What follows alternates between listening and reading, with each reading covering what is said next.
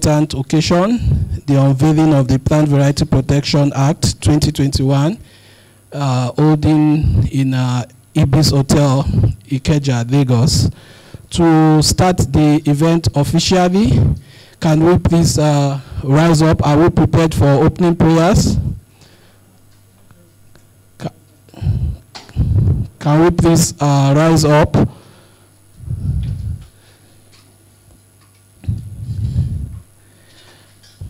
Our official opening prayer will be the first stanza of the Nigerian national anthem. So I think we give the technical crew just a minute to load the national anthem.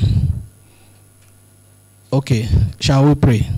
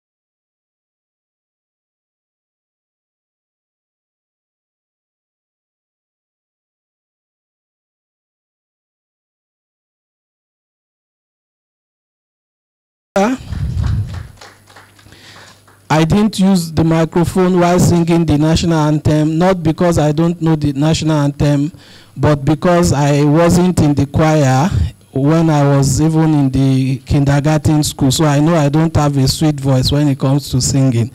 So thank you very much. Having committed the event into the hands of God, we go straight to introduction of participants. We would give the opportunity to everyone to introduce themselves to the high table. You recall that earlier I've introduced to you the Director General and some board members of the council in our midst. We have introduced ourselves, so we go to the welcome remark. CEO of NESG. Thank you very much. I'll be hearing me. Loud and clear, sir.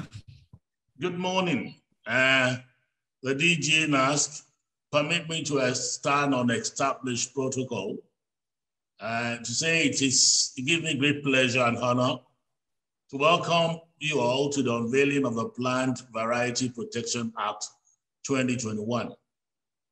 The Nigerian Economic Summit Group commends the Nigerian government and the National Assembly for signing the Plant Variety Protection Act 2021 into law, following deliberations, advocacy visits, closed-door meetings, expert reviews, traditional and digital campaigns in the last few months with diverse stakeholders and the citizenry.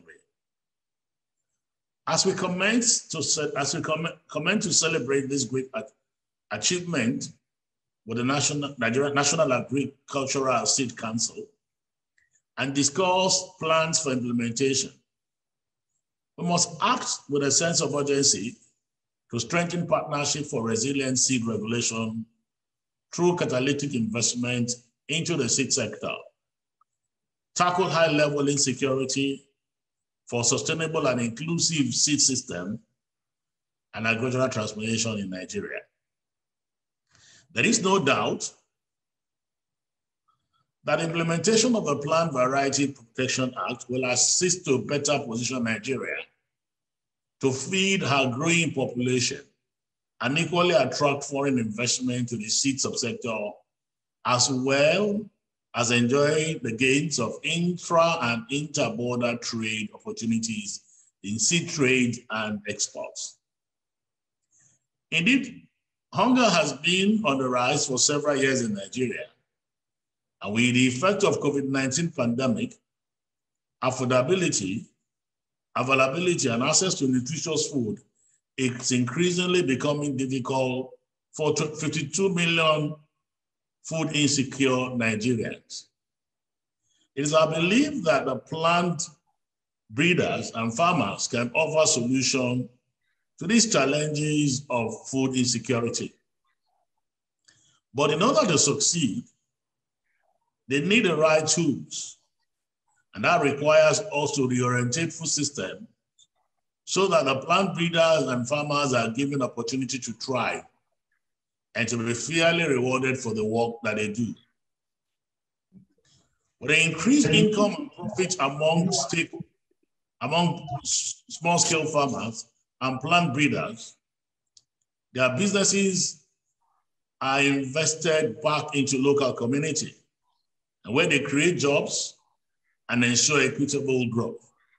This is crucial for creating opportunities for rural youth to live and thrive in their various communities. Furthermore, as we intentionally integrate digitalization into the seed sector processes, service delivery will be improved for small-scale farmers. Interactive digital extension sessions and user-friendly mobile application can be facilitated and strengthened with the farmers on sustainable agronomic practices. This will further unlock competitiveness within the agri-food ecosystem with appropriate demand forecast. The development and uptake of innovative and support system will remove the binding constraints with seed security and better productivity within the agri sector. Finally, according to the Pan-African Farmer Organization, PAFO, the agricultural sector in Nigeria needs 6 times more seed than it's currently utilized in order to fulfill its yield and productivity potential. As we foster productivity and competitiveness in the agri sector, through the protection of the intellectual property rights of Nigerian plant breeders, it is our hope that there will be increase in seed production and better access to improved seed varieties by end users. The NESG hereby reiterates our commitment to further collaborate with the seed sector players in the implementation of the NASC Act 2019 and the PVP Act 2021. We commend the work that the NESC is doing, and we look forward to a wonderful deliberation today and tomorrow. Thank you, and God bless you.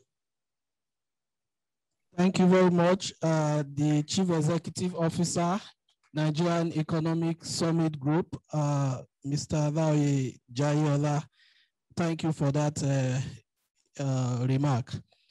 I'm not sure if the representative of AGRA is online, the Alliance for a Green Revolution in Africa. If their representative is online, can we listen to the goodwill message from AGRA?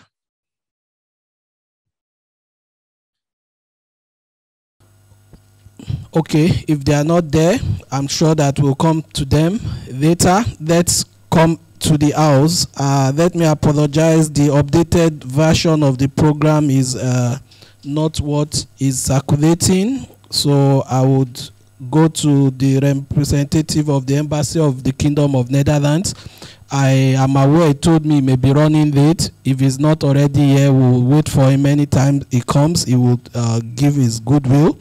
Let me welcome our own Professor Sonny, Latif Sonny, the country coordinator for Basics 2, building a sustainable cassava seed system. I'm looking at my director's face because he knows the acronym of Basics better than I do. And I know Prof will correct me and give the full acronym of basics. So, Prof, sir, you have the floor, sir.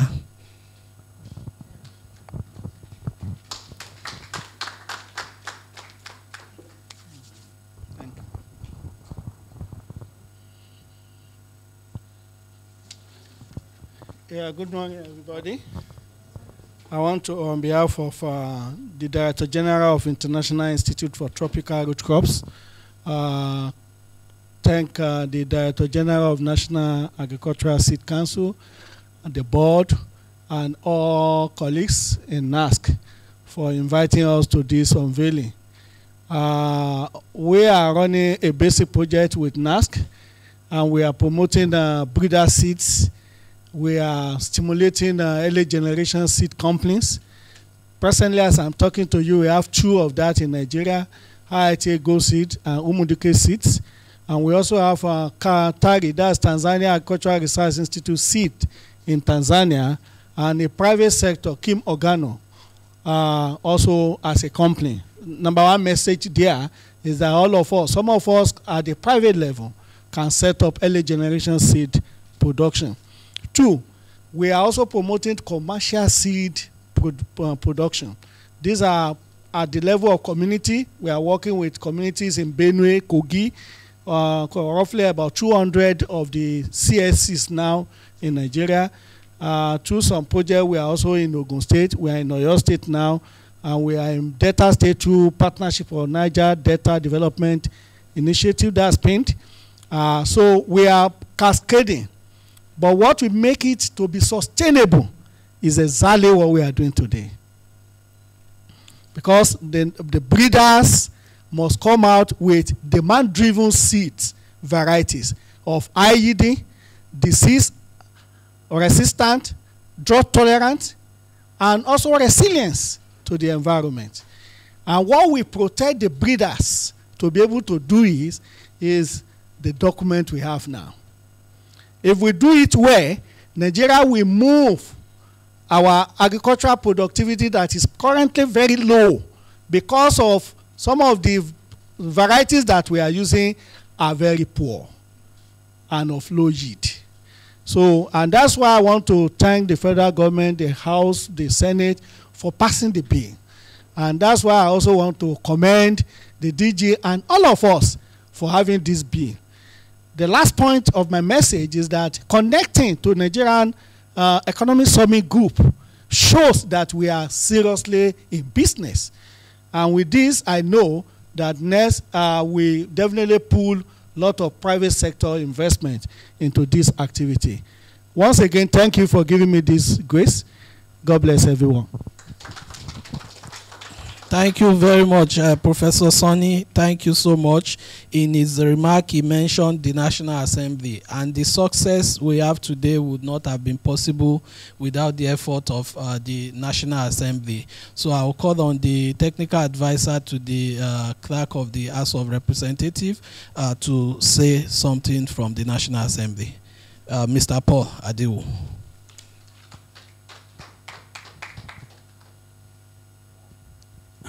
Good morning once more.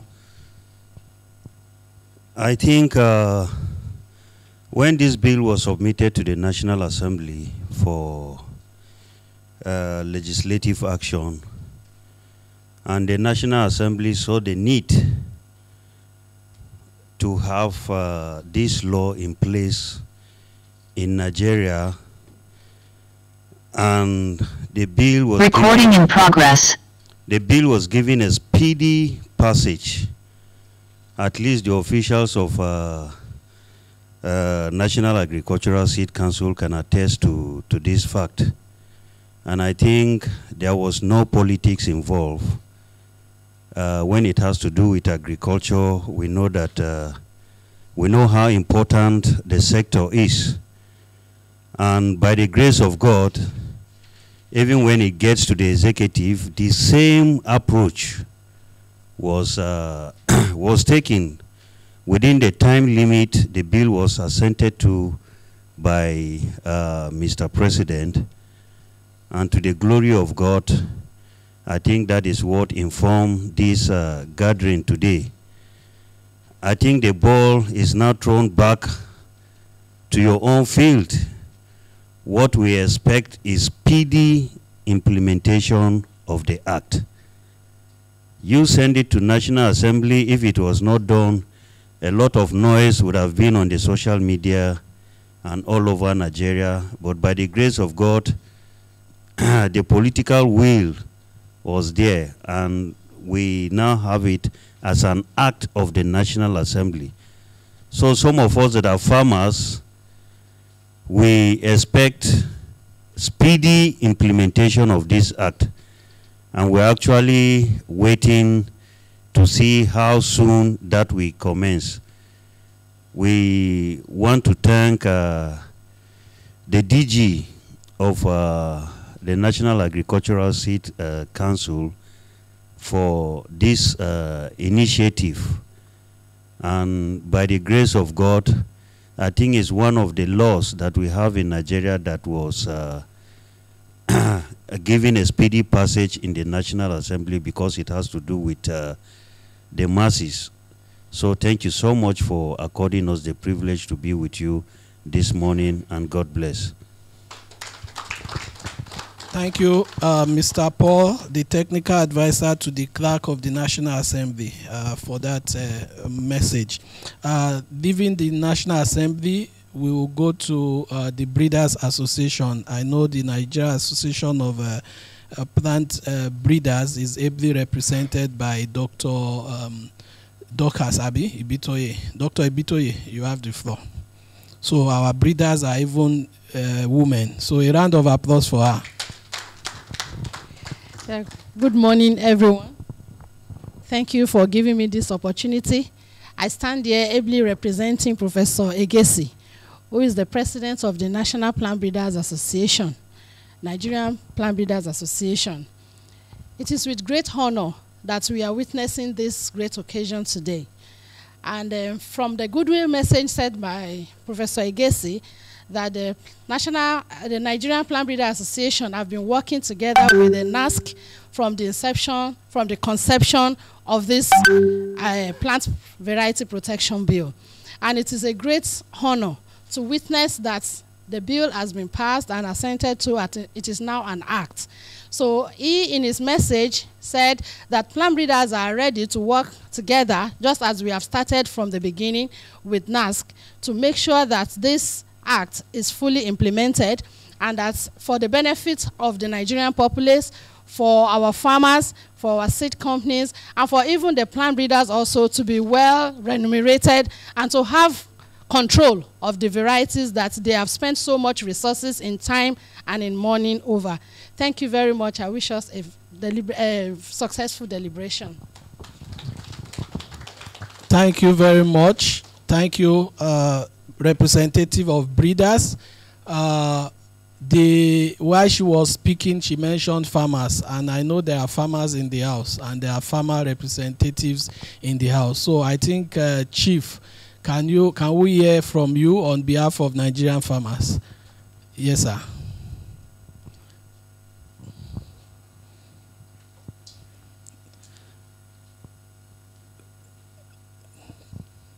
Chief Doctor, I didn't get the name so that I don't Femi, okay?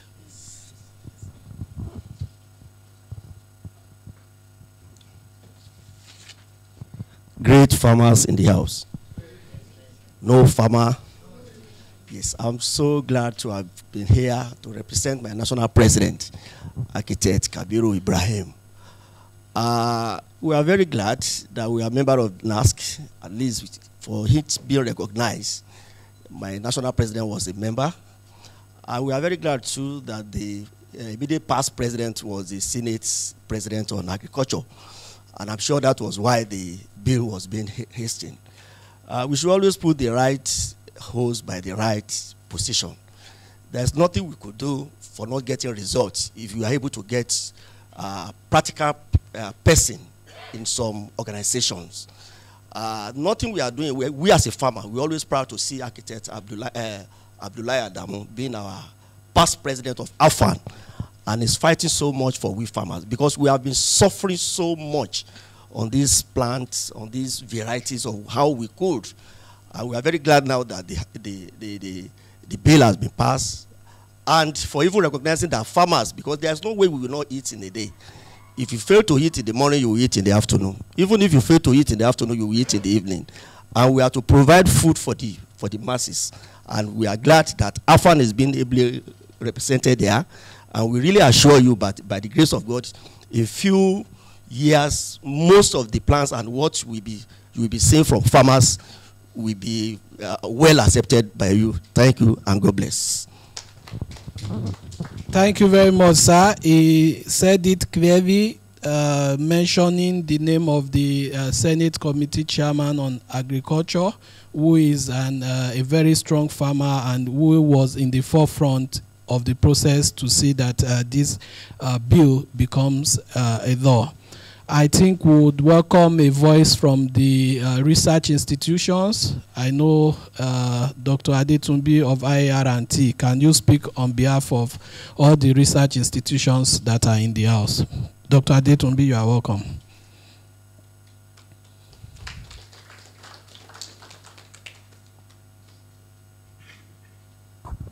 Thank you very much. Permit me to stand on the existing protocol because of our time. Well, it's a good thing that we are all here today to witness another great events in this country. Plant breeders, they have spoken. I am going to talk as a seed scientist.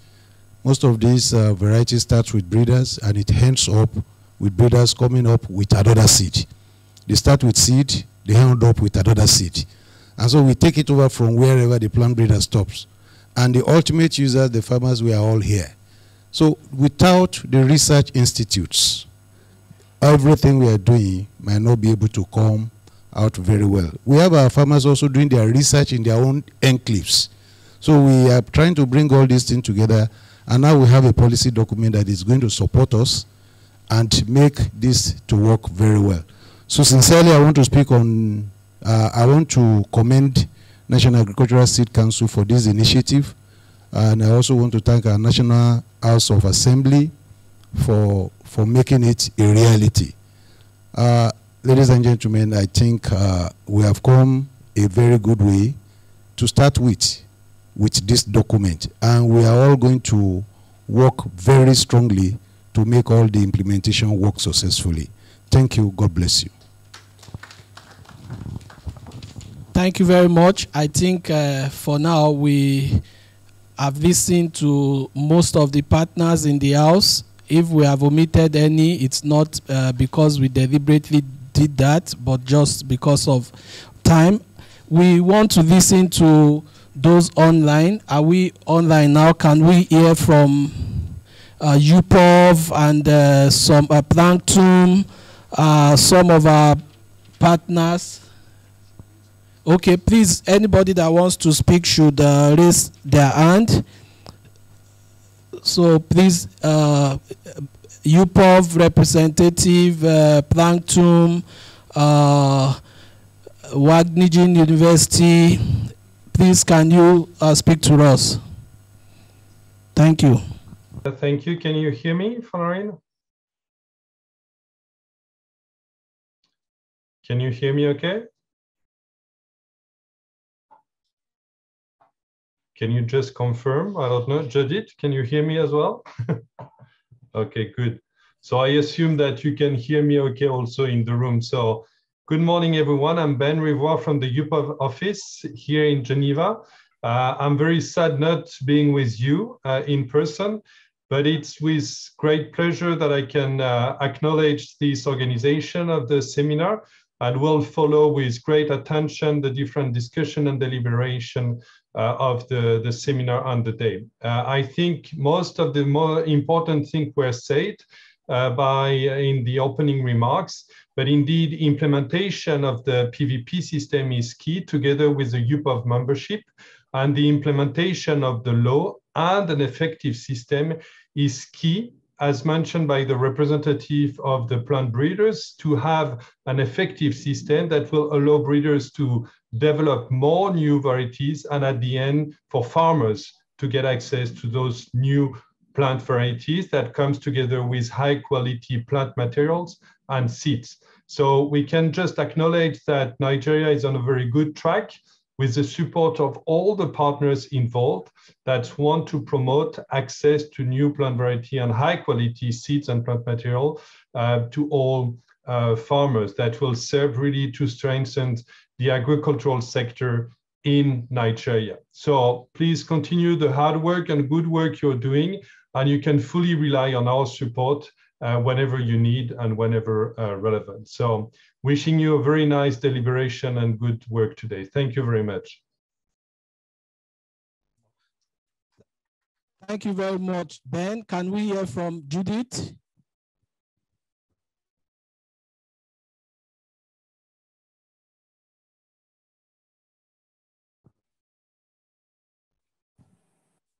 Can you hear me? Indeed?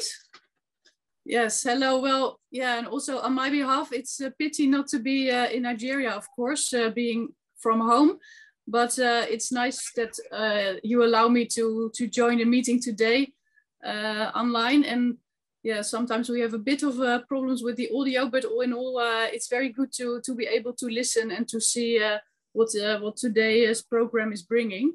Yeah, from our behalf, of course, we also want to congratulate you. You have done a lot of work this last year, and I think it's very good that you now have this new law as a starting point. And indeed, the work is not over. There is still a lot to be done. So yeah, good luck with that. I know that you have many very enthusiastic people. I am surprised by the amount of yeah, people that are so involved in these developments. So I think that is very helpful. And together also with our participation and our yeah, help in the different projects, I think we can really manage to build further on that. So I want to wish you good luck and have a good day today. And yeah, I'm very interested to learn about the different presentations later on. So good luck. Yeah, thank you very much, Judith. Can we also hear from Maya?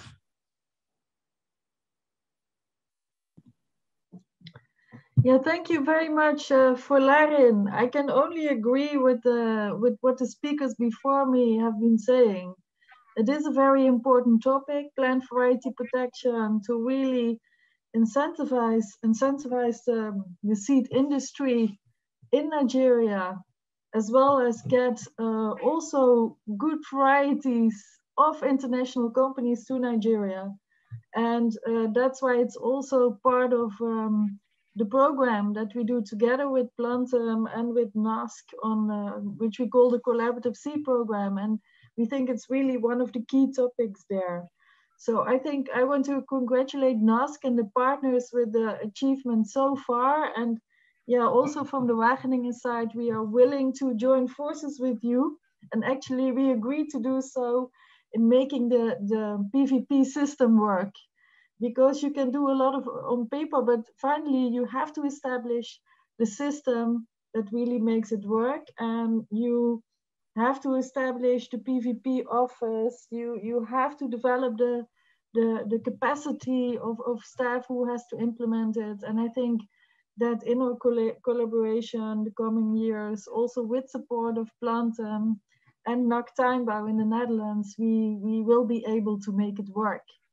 So unfortunately, I have to leave at 12, but I will come back later because I think you do have an interesting program and I wish you lots of success today. Thank you.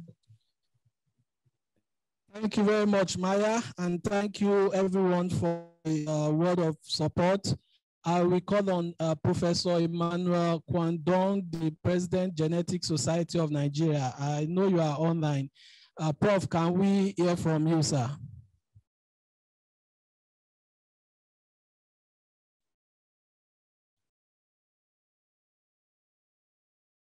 President, Genetic Society of Nigeria. Prof, are you with us? Yeah, thank you very much. I had actually sent a comment in the chat box. Incidentally, in another meeting. And briefly, I can just say that what the National Agri-Seed Council is doing is very commendable. The driving of this law in favor of our farmers as well as our breeders is something that we have been looking forward to. Our society was involved in this from the beginning, and we participated both in the technical reviews and in trying to bring up this document. Both myself and my Vice President, Professor Lakojo, were all involved very, very intimately. And we are totally in support of the Council in driving this initiative. And we wish to congratulate you all for this very important meeting. I had indicated in the chat box that we had sent a representative to this meeting, and for some unforeseen reasons, he is not yet at the venue. But it is my pleasure to just give this brief goodwill message on behalf of the society. Thank you very much. Thank you very much, Prof. Thank you for the support from inception. And I know a lot of your members are already in the room, and we are happy that you have joined us virtually too. I'm coming back gradually to the end of the goodwill messages, but let me also go towards the private sector. We have a representative from the commercial banks in the hall, so I will call on our friend from Sterling Bank to please speak on behalf of the commercial banks. Thank you very much. My name, as I said, is Joshua Zira from Sterling Bank, Agric and Solid Mineral Finance. I want to stand on the existing protocol and congratulate the organizers, the Nigerian Agricultural Seed Council and also NESG for putting this event together, and also, you know, launching of this seed, I believe, is something that we do to improve the yield of the farmers. And of course, we have been financing farmers and also the entire agricultural value chain. And what we need is the support that these farmers at the grassroots are getting. If the inputs are good, the output will definitely be good. And of course, if the output is good, the bankers will be ready to finance because the output will be able to generate the cash flow that will pay the loan. And if we have you coming up, especially the seed breeders, coming up with good seed, improved varieties, it will show that yes, we are growing.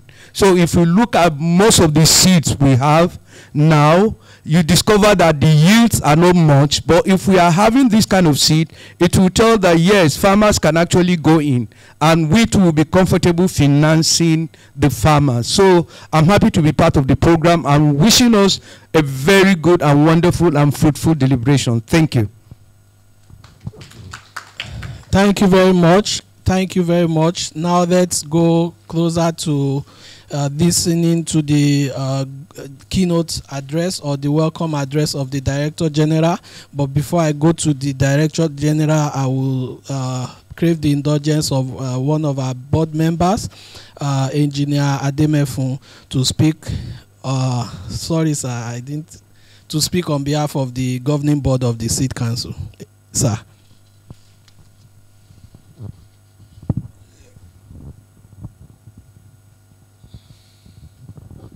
Good morning, ladies and gentlemen. I'm pleased to be here and to witness this important occasion in the life of NASC. I want to place on record that this present administration has laid much emphasis on agriculture, and this is one of the products of their hard work. Since the inception of our board, we have been making sure that farmers get the right stuff and not the fake seeds. And one of the ways of getting this right stuff from breeders is what NASC has done. They call it Codex. Just like NAFDAC would let people know whether the drug they're buying is genuine or fake. So NASC too has made it imperative that farmers will always get the right stuff from breeders. So they have computerized the system that will show that the seed being given to farmers are genuine. So I want to commend the management of NASC for this, excuse me please, for this brilliant work they have done. Now coming to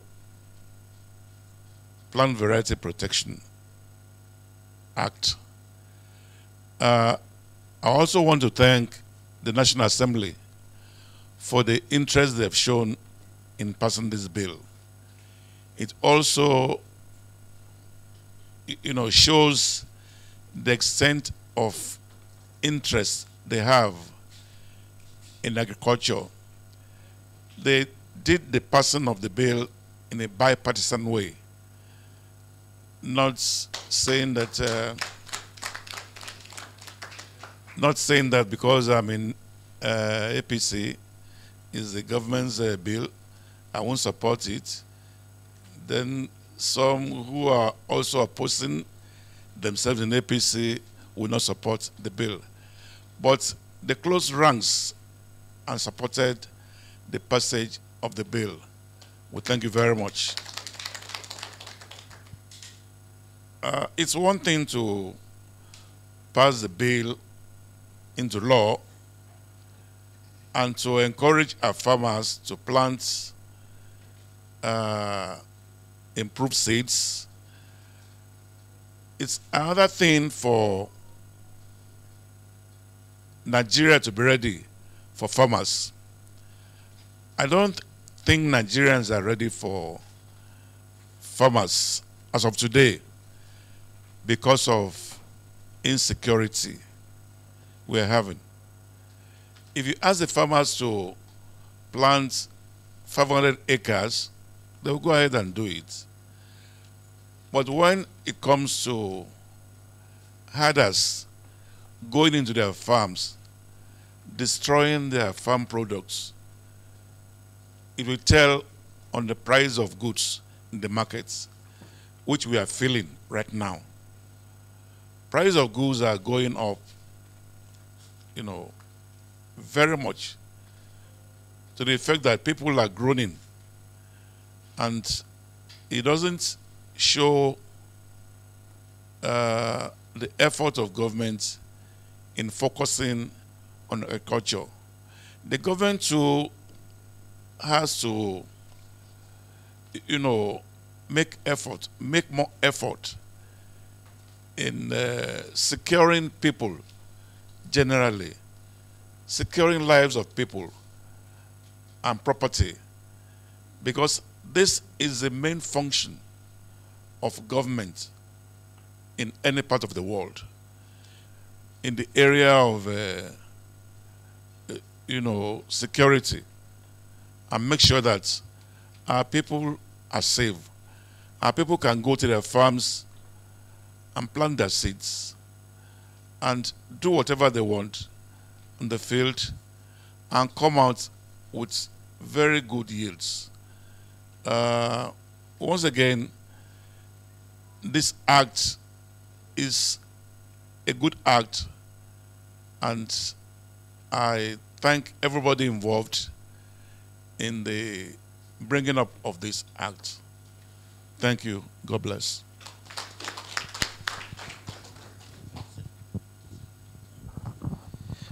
Thank you very much, sir, for the wonderful speech. Now I will go to the DG's speech and remark, which we errad us almost immediately into going gradually to unveil the new PVP Act of Nigeria. The DG, sir, Dr. Philip Olusegun.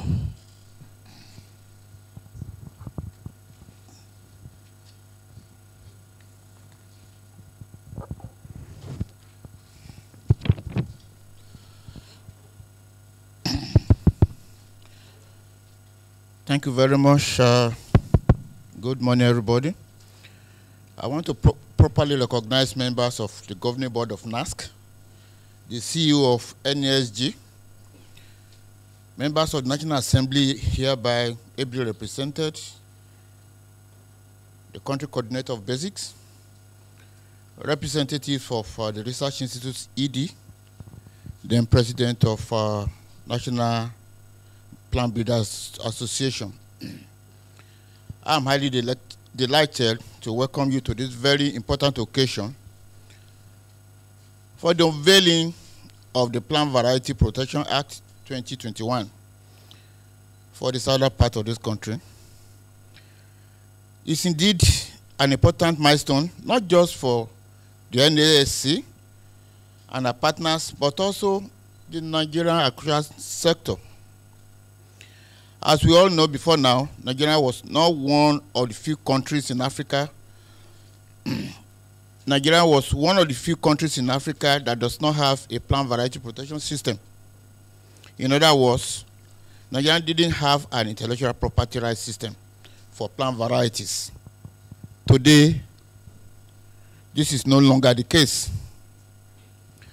Let me start by thanking Mr. President for granting assets to this very important legislation. I want to also thank members and staff of the National Assembly who worked tirelessly and closely with us towards achieving this very important milestone. Also, I want to thank the Honorable Minister of Agriculture, the leadership of the seed industry in Nigeria, members of the Governing Board of the NASC, our development partners, AGRA, PIATA, Bill and Melinda Gates Foundation, Rockefeller Foundation, DFID, BMZ Germany, and the UK AIDS, the Embassy of the Kingdom of Netherlands, and also our advocacy partners, Nigerian Economic Summit Group, and other media organizations. The Legal Drafting Department of the Federal Ministry of Justice, our friends in the Federal Ministry of Trade and Investment, and a host of other national and international partners, too numerous for me to mention, for their support in the successful delivery of this very important feat, which we refer to as the missing leg in the seed system table in Nigeria. Ladies and gentlemen, that missing law is now in place and requires few steps for us to begin to see the impactful transformation it will bring to the seed sector in particular, and generally the Nigerian agricultural seed space. Distinguished ladies and gentlemen, the importance of having a PVP law in place cannot be overemphasized. Nigerian agricultural seed sector transformation is the very significant reason why the country should pay attention to plant variety protection. This will emphasize national and multinational agribusiness investment in the country. We begin to see on our farmers' fields superior yielding, stress-tolerant, disease-resistant, climate-smart, and input-efficient varieties which should be introduced by innovative breeders, both from the public and private sector in few years to come.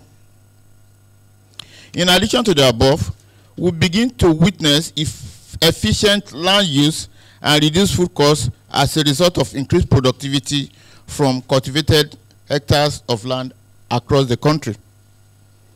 All the above transformation will not happen without the necessary push.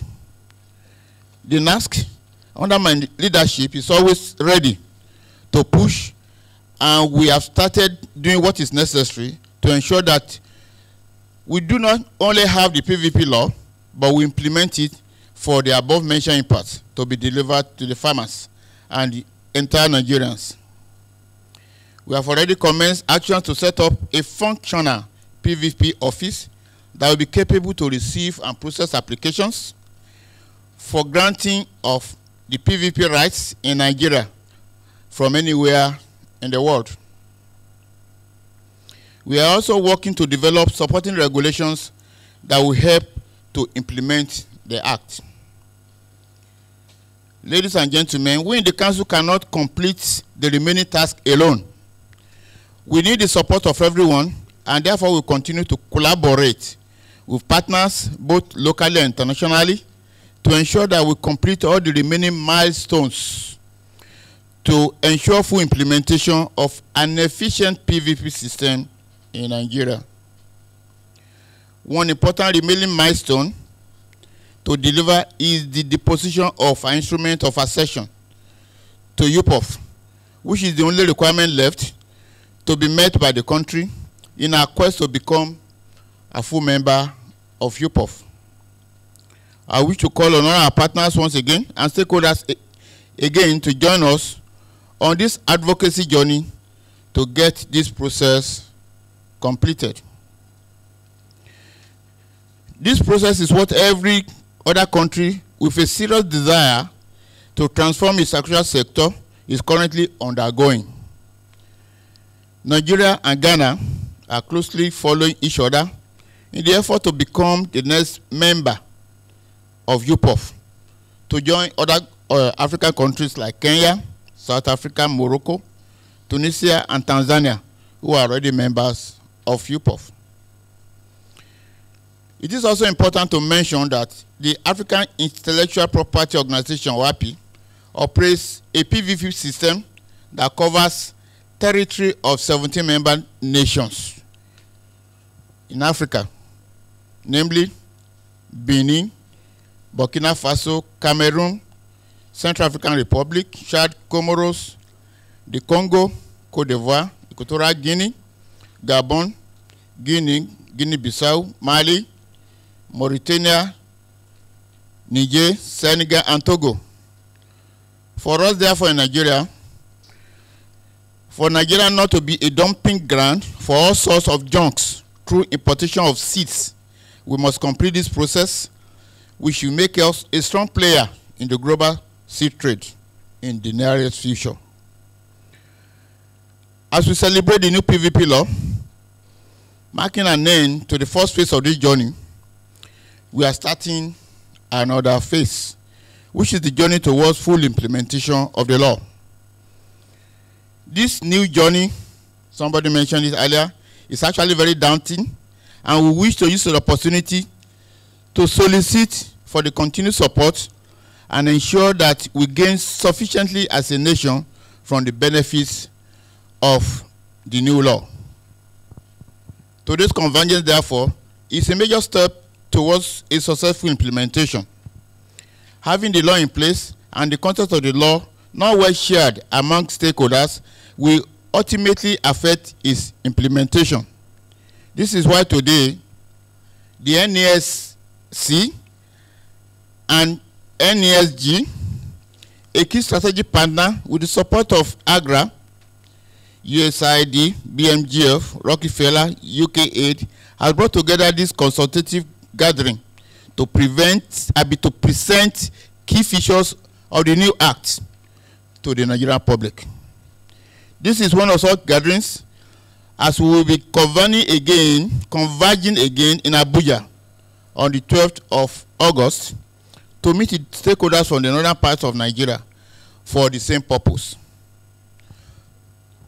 Today's gathering is going to be a very interactive one, as time will not permit us, because we have to hear from you all. Let me close by thanking you all for honoring this invitation, even at very short notice. Let me also thank the President of Seed Enterprises Association of Nigeria, the president of Nigerian Plant Breeders Association, and all of you ladies and gentlemen that are here. Recording in progress. For your support. Let me once again thank NESG and my friend, Mr. Laoye, for supporting to this event. I want to thank you all. I will part with a call to you all to kindly go out there and tell all Nigerians the story of PVP that we are kickstarting in this place today. And to tell all Nigerians that the seed sector table for Nigeria has a balanced legs. Thank you very much.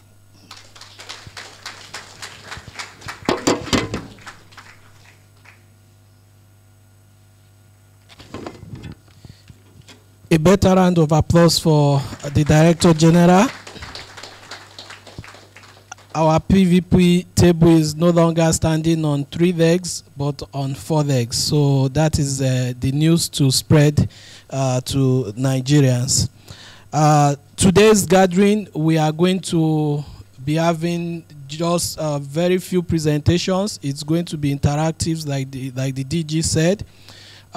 Now, before we go for a group photo session and tea break, we will take a first presentation that will briefly tell us how the journey started and how we arrived at where we are today. And when we come back from tea break, we will be unveiling the PVP Act, first with a short video presentation, and then a presentation that will delve into the PVP law in itself. Somebody saw me when I was coming out this morning and like, oh, are you a lawyer? And I laughed because I am not one, because but today I will be speaking on the PVP Act, which is a legal document. So don't be deceived and maybe call me a barrister. I'm not a barrister. I'm a PhD holder in seed science and technology. But what I'm wearing today, I need to tell you the story so that nobody asks me again. When I was to defend my PhD, I prepared to dress this way. But my wife, we are a seed family, she's also here, convinced me to dress because I'm going to the south, like in the northern way. So I wore a white kaftan with a cap like that of Madam Dairu, and I looked like I am from the north. So I kept this in the cooler and I've not worn it since then. So today I felt, okay, this is like another defense of my PhD. Why not wear, you know, what I prepared to wear then on this important occasion. So that is why I'm looking this way, not. So thank you very much. Can I call on Charles Owuka, who is a technical officer in the Office of the Director General, to come for that brief presentation that will tell us of how we got to where we are today. Thank you.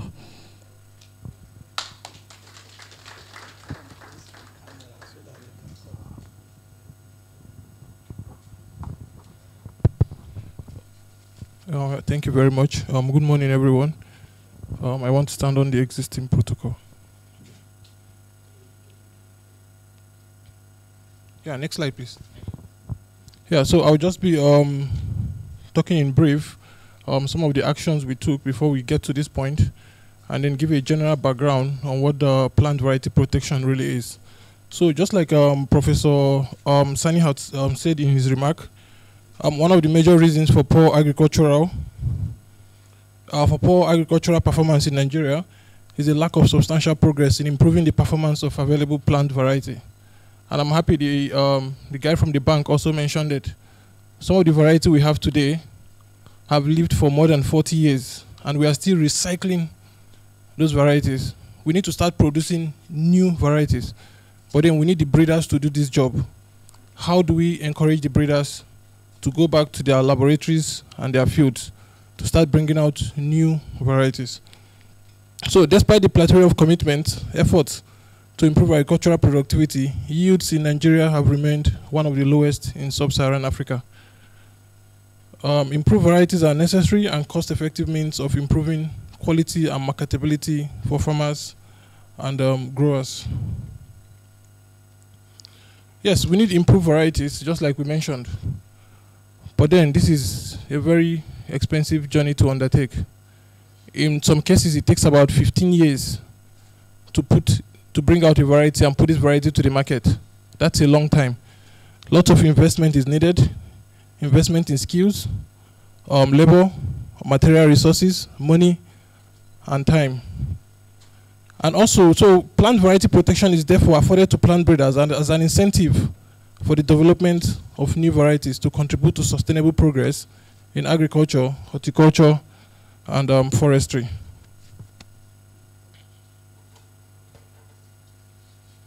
So it is against this backdrop that the NASC, in collaboration with key national and international stakeholders, undertook this journey. We started the journey officially in 2017, but the technical work started in 2018 with the support of AGRA and other partners under PIATA. So just like I said, we started all the paperwork in 2017, where we have an official request for UPOV assistance to support Nigeria in developing a plant variety protection law and becoming a member of the International Union for the Protection of New Plant Varieties. And in that same 2017, we received a letter from UPOV saying they are willing to support Nigeria. And in June 2018, we have the regional director for Africa. He visited Nigeria, he came to the NASC and also visited the Honorable Minister. So discussion started at that time. And then in September 2018, a follow-up letter from the Honorable Minister of Agriculture requesting UPOV to allow Nigeria participate in the council meeting. This was in November 2018. And then UPOV response notifying that Nigeria will be granted a UPOV observer status and permitted to attend the council meeting. And then in 2018, in October 2018, we organized an expert review meeting. By then, we already have a draft document which we are looking at. And then we invited experts in the agriculture, legal, and all the necessary organization to look at this document. It was a 2-day event. We looked at the document section for section, word for word, to make sure this document aligns with the provisions of the laws we have here in Nigeria. And that's the picture of some of the participants who participated at that session. And then following the expert review, we had an enlarged stakeholder gathering to look at what the experts have done and say, okay, this is good. And at that particular meeting, that document was adopted as a working document for Nigeria. This is in October 2018. And that's also a group photo of those who participated at that review meeting. And then in November 2018, we participated at the UPOV Council meeting in Geneva. A 3-man country delegation led by the Permanent Secretary, Federal Ministry of Agriculture and Rural Development, attended that meeting. And at this meeting in Geneva, that's where we submitted the country formal request to become a member of UPOV. You could see the picture there. Dr. Ojo seated here, the Permanent Secretary at that time, and then Dr. Folarin Ukelola. And at that particular meeting, the observer status was granted to Nigeria in the council, the administrative, the legal, and the technical committees of UPOV. This was in November 2018. And then following up to that, we had a retreat for drafting of the validated PVP law by the legal team and technical experts from the Federal Ministry of Justice. So what we did here was we brought the legal drafting department of the Federal Ministry of Justice, and I think the legal drafting department of the National Assembly was also part of this process. So to look at this document, to know if this document is in consonance with some of the legal wordings in the country. So this was done from the 16th to the 18th of January 2019. And that's also part of the group photograph we took at that event. And then subsequently, we went ahead, we submitted the draft bill to the board of the National Agricultural State Council. The board was chaired by the Honorable Minister of Agriculture. So they looked at that document also for their concurrent.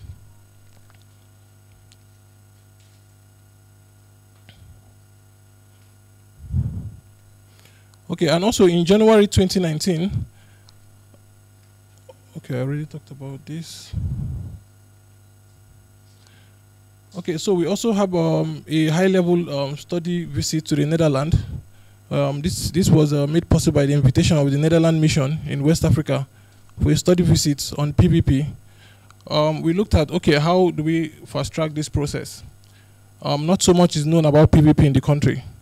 So all those who are key in the passage of this law, we need to not just bring them together and talk to them about PVP, but we need to take them to a country where PVP is being practiced so that they can see in practical terms what PVP really is. And on this trip, we had the Permanent Secretary, Federal Ministry of Agriculture and Rural Development. We had the Chairman, Senate Committee on Agriculture. We had the Chairman, House Committee on Agriculture, Agric Production, the Clerk, Senate Committee on Agriculture. We had the Director General, the SA to the DG, Dr. Folarin Okerola, and we had the representative of Sudan. So they went to the Netherlands to study PVP. And also in our bid to also build national capacity, because we know a day like this will come when the bill will be passed, and then we don't have to start struggling from the scratch. We have to also start building national capacity. And so on in November 2019, the national capacity of UPOS system developed with 55 officers of the State Council trained in the administration of plant breeders' right, exemption and application for plant breeders' right. So that's a group photograph of some of the participants at that particular training session. And then we also moved to the industry. National capacity on the UPOP system developed with 50 national actors trained in UPOP, PVP system, and DUS examination. So here we trained people from the industry, the breeders. You can see some of the organizations who attended. We had people from NABDA, from NOTAP, from NAGRAB, from IAR, NCRI, NIHOT, IR&T. From the universities, we have FUNAB, University of Ilorin, University of Abuja. From the private sector, we have SIDAN, we have NATAG, and then the Seed Advocacy Group. And then we also have farmers. As part of those, we built their capacity on the UPOP system. And so we carried on with sensitization, because we know they were also, while we were also advocating for the passage of the law, we also have the dissenting voices. So we moved on to also try to sensitize the public as much as possible to get this knowledge out. And then you could see some of the pictures of some of our sensitization. The pictures on this in Lagos here at the Agra Innovate event. This is at Landmark Event Center. This is also a landmark where we addressed persons who attended that event on what PVP really is. And then this is Dutch mission to Nigeria. They visited the council to understand what we are doing. And then we also have advocacy and sensitization meeting with stakeholders and members of the National Assembly as well. We are part of this particular meeting. And then for advocacy with breeders, plant breeders, and the research institutes. And so back to PVP. So you can see this. I don't know if you can see this very well, but this is showing the patents, forms of intellectual property we have. We have patent, trademarks, we have confidential information, geographical information, and also we have plant variety protection as a form of patent. So plant variety protection is a very important aspect of intellectual property right, recognized all over the world.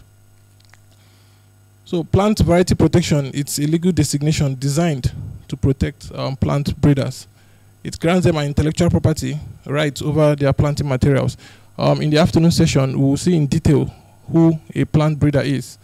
That's according to the law, because plant breeders are not just those who have gone to the university and obtained a degree in plant breeding. A farmer could also be a plant breeder.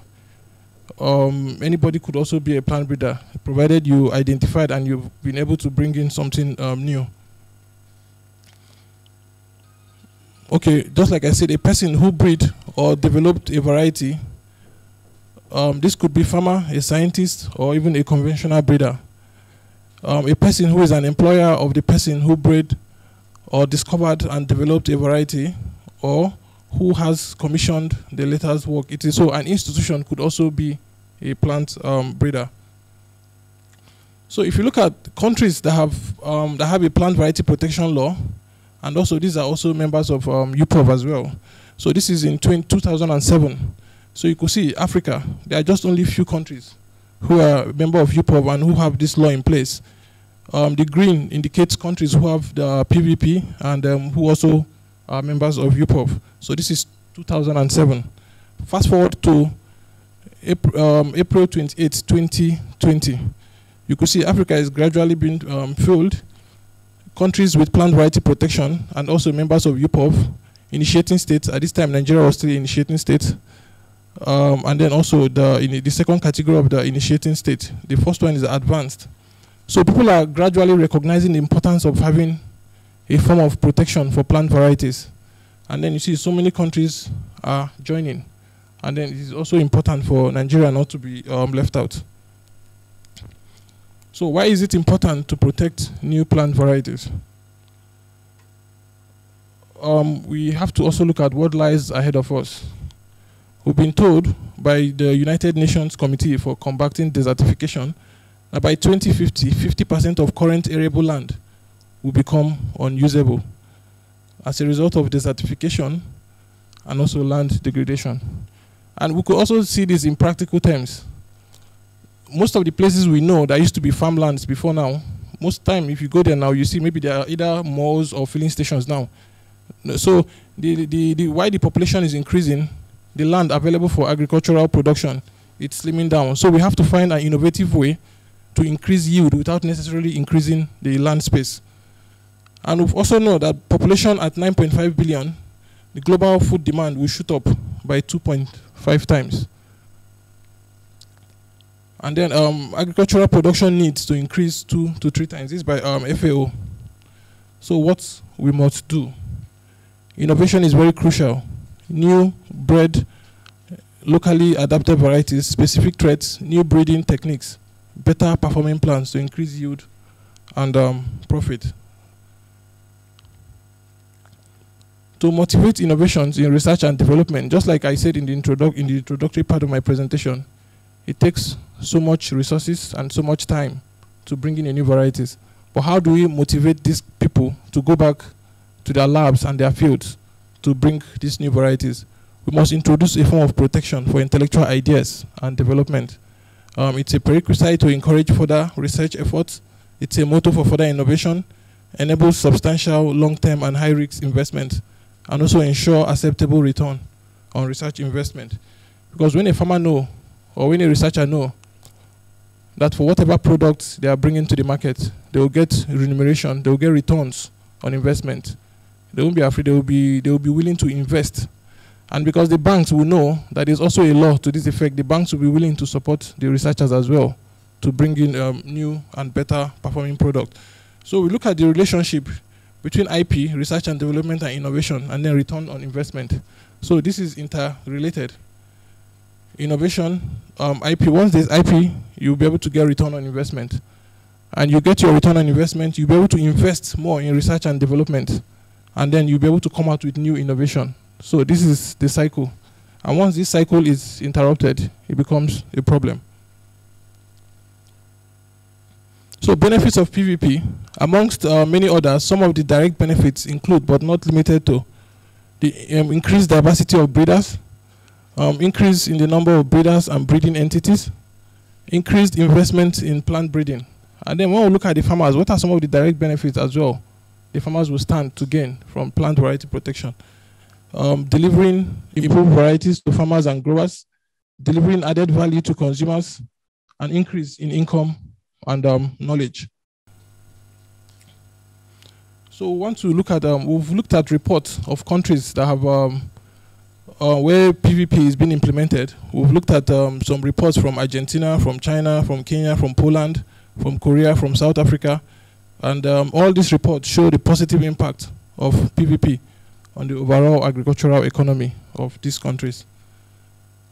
Now, if we look at, for the case of the Republic of Korea, they reported a stimulation of certain sectors of plant breeding. For example, individual breeders, farmer breeders, and university researchers entered the rice breeding sector because it's now also a business. People breed and they make money from what they have bred. So now you have people private people, farmers coming into the business. In the sector of rose breeding, private breeders have appeared leading to an increased number of domestic variety. Kenya reported a facilitation of public-private partnership for plant breeding, including partnership between international research institutes and Kenyan seed companies, and the emergence of new types of breeders, university researchers, private farmer breeders. Now, if you look at this graph in China, number of breeders in Hunan province, this is for maize, and you see number of other breeders, and you also see number of breeders in the Provincial Research Institute. So basically what we have in Nigeria now, we have more of public breeders. We don't have many of private breeders. And because you breed and then you don't get anything. And the public breeders, because yes, the taxpayers' money are being used to breed some of these materials, so they are not breeding them for profit. And that's why most of our research institutes, if you look at the variety release catalog, some of the research institutes are just there. And then you look at the variety release catalog, you see that some research institutes have not developed any material in the past 10 years, in the past 15 years. But these research institutes are existing. And part of their mandate and responsibility is to bring new varieties on board. But that job is not being done. And because the research institutes are also underfunded, they don't have a way of making money to go into breeding.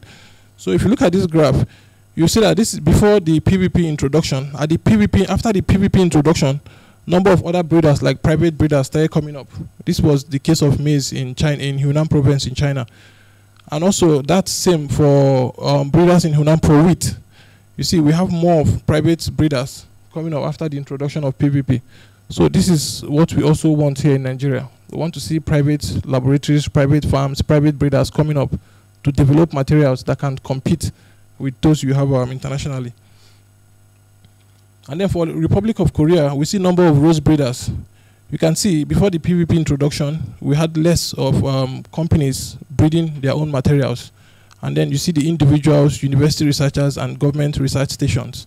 So before the introduction of PVP, we had more of government research stations, just like what we have in Nigeria today. But after the introduction of the PVP, we started seeing this new type of breeders, the individual breeders, university researchers, and then also companies, seed companies, who are also into breeding. And that's same thing for number of rice breeders in Republic of Korea as well. And then this is also Republic of Korea for Chinese garbage. Same story from the graph here. And then before I end my presentation, I don't know if you remember sometimes ago, we had the theft war. As we know, theft is customary to Ethiopia. So because at that time, I think the material was not protected. And then just like we have in Nigeria as well, we used to have palm oil at some point. But now this palm has been taken out, modifications has been done on them. And then they also bring some of these improved materials to us without the country gaining anything from it. So that's the case of theft in Ethiopia. When Ethiopia saw that theft was a big thing in the international market, they tried to also start exporting theft. Little did they know that somebody has gone to Ethiopia, picked up this material, did some little modification, and protected this material. When Ethiopia wanted to start exporting, they said, "No, you don't have the patent. You have to get authorization from the breeder of this." They said, "No, theft it's customary to us. When you say theft means Ethiopia." So they went to court, and Ethiopia confirms legal theft war with Dutch company over patent. And if you look at some of the side story, for centuries, millions of Ethiopian farmers have depended on the growing of teff, which is native to the country. The country has a factory that makes teff into flour for export. Processed teff is also made into bread, biscuits, and pizza. So this legal battle started with Ethiopia and the Dutch company for the revocation of that particular patent to that particular Dutch company. And then, interestingly, in February 6, 2019, Ethiopia wins legal battle for theft patent. So it's a protracted legal battle, and in 2019, that patent was revoked, and Ethiopia won that particular legal tussle. And then you looked at the tweet from the Ethiopian foreign minister. He said, "I looked into the theft patent issue. It is an issue of our inability to own our national assets in the international legal system. That's his tweet. That's a very instructive tweet. Our inability to own our own resources in the international legal system. And that's what's happening today in Nigeria. So many of our materials have been taken out of this country. People have worked on this material and they have patented them. Even the zogole we are seeing, the hibiscus flower, people have taken these materials out. And then by the time we start, they will say, no, you don't have the patent to do this. And then he went further. He noted that the country needs to do more in protecting its national assets in the international patenting, which is what we are doing now. It is never late. We have started in the right direction, and we hope the benefit of the PVP will really get. So supporting the PVP, the development of new plant varieties, is an essential response to achieving food security and agricultural sustainability, especially in the context of climate change and global population growth, just like I mentioned. Thank you very much.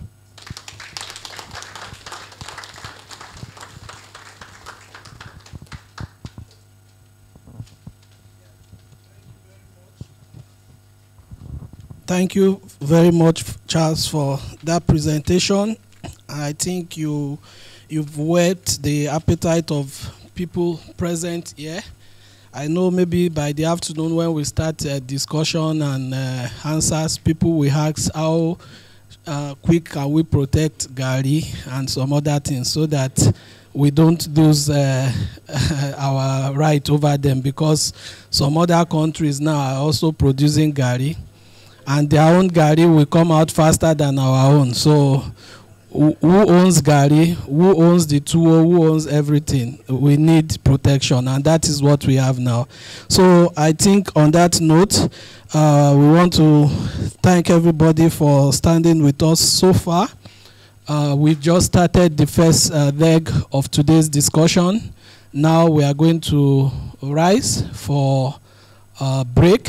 We go for group photograph, tea break, and we come back to unveil. We know when we talk about unveiling, we want to, how do we put it in English now? I'm a Yoruba man, so we have a masquerade, and the masquerade is always covered. And now you want to remove the veil, Abi, from the face of the masquerade. Okay, so literally that is what we are coming to do. So you can begin to think, where is the veil, where is the masquerade, or for you, where is the veil, where is the bride? When I came out of my room yesterday in the lobby, I just saw somebody standing like an angel. You know, I was like, what's happening here? And there was a bride blocking the way. They were taking photo sessions. So maybe we would have invited her to come and act as the physical bride that we will unveil today. But you wait for us. We'll do the unveiling in a new way, and you will be surprised. So distinguished ladies and gentlemen, Director General, members of the Governing Board of the Council, other important dignitaries here, please let us rise for a group photograph.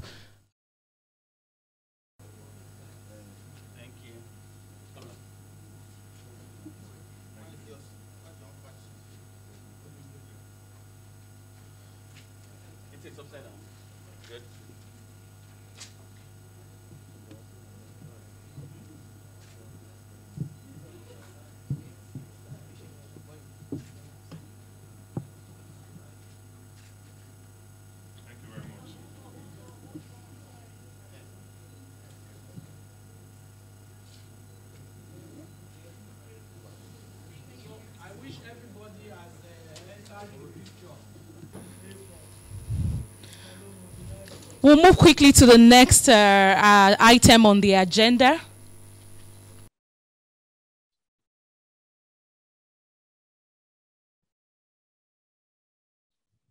Okay, before we move to the next representative of the Kingdom of Netherlands around, so we'd like to call on Mr. Ibrahim Udo to give us his goodwill message before we proceed to the next item on the agenda. Please welcome with me Mr. Ibrahim Udo. Bright. Brian, sorry, Mr. Brian Udo, welcome. Thank you.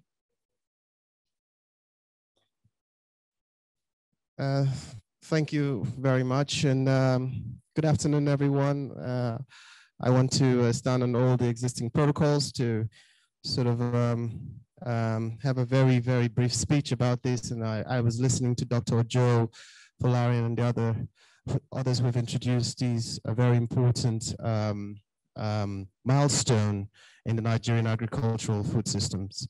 So I'd like to say that, of course, plant variety protection rights or plant breeders' rights are extremely important in advancing the needs of farmers, particularly, especially as breeders are able to engage better with farmers and have the incentives to develop varieties that basically meet our need. I think that's one of the gaps that we've, I think the Nigeria as a country has experienced, finding specific tailor-made seed solutions for for farmers has been something that has been lacking. But also what's important is that the ability to crowd investors and to crowd investment into the sector has now more than ever become more even visible. So I think we really want to congratulate NASC for being able to achieve this and congratulate the Nigerian government for being able to pursue this and bring this to this level. There's a lot of optimism about how much it can advance food security in the entire country.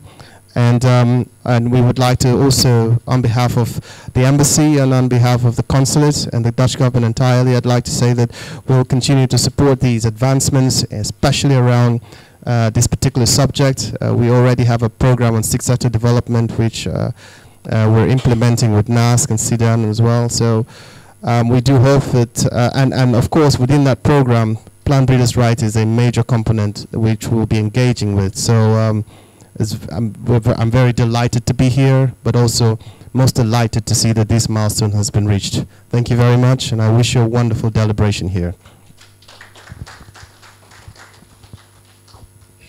Thank you very much, Mr. Brian Udo, for that a goodwill message on behalf of the Kingdom of Netherlands. We'll move straight to the unveiling of the Plant Variety Protection Act 2021 video. So please stay tuned as you watch.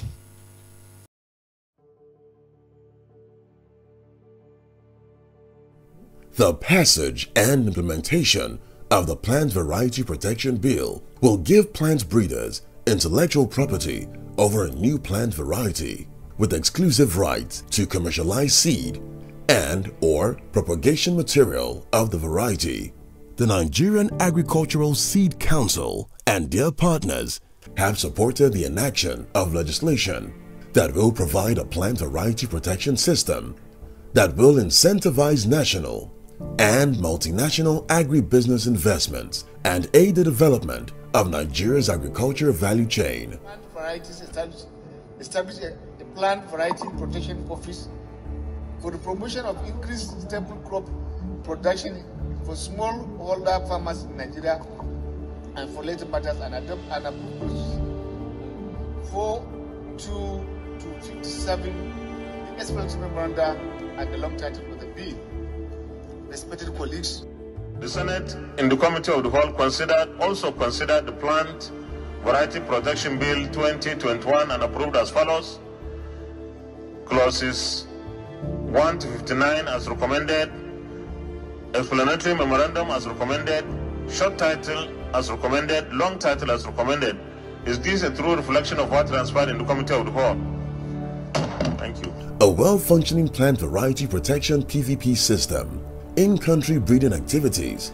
This will also attract foreign companies to introduce high-quality improved varieties, knowing that others cannot easily copy their effort or take advantage of it.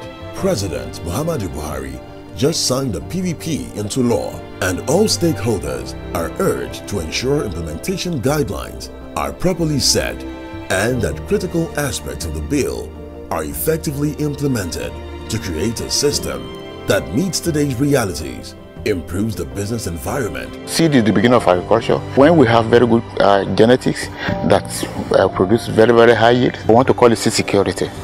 And if we have seed security, we are going to have food security.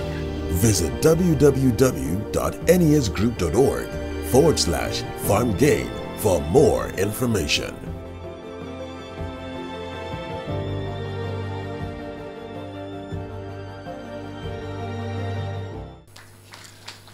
Please, if you are clapping, clap very well. You can do that again for the National Agricultural Seed Council and the partners who have contributed so much to ensure that we have the Plant Variety Protection Act. I would call on Dr. Folarin Okelola to take us quickly into a presentation on the understanding of the Plant Variety Protection Act, the provisions of the law, and the roadmap for effective implementation. Because after the act has been unveiled, we want to know how we'll proceed to implementation. Thank you, Dr. Folarin. Thank you very much, Dolapo. I hope our participants online have also been connected now. The roadmap will be part of the feedback that we'll get also from the this audience. In the council, of course, we have what we know as next steps, but like we said, it's an interactive discussion. We are going to be also getting feedbacks from everybody here. What do you think we also need to do as a country to make sure that we implement the law? Knowing very fully well that there are breeders, there are private sector partners, university lecturers, the farmers, everybody. This is just a part of Nigeria. How do we create greater awareness, to cut across everywhere and, make this knowledge known and used by those who should use it? So when it comes to the roadmap, it will be a collective discussion. Okay, I was wondering whether I would know how to use this, but it's easy to use, so thank you. So now we have seen the video, and I want to crave your indulgence, everyone, in your mind. Like we said in the morning, what you are seeing now is not just a PowerPoint, but you can imagine, okay, maybe when you were getting married, you are about unveiling. So as I flip from one page to another, I am unveiling, the act to you. So that's how we are, unveiling the act today. So this paper I'm presenting, but speaking on behalf of the Director General of the Seed Council, I'm making this presentation on unveiling the Plant Variety Protection Act. This will tell us as much as possible what does the act contain. It's not the comprehensive detail.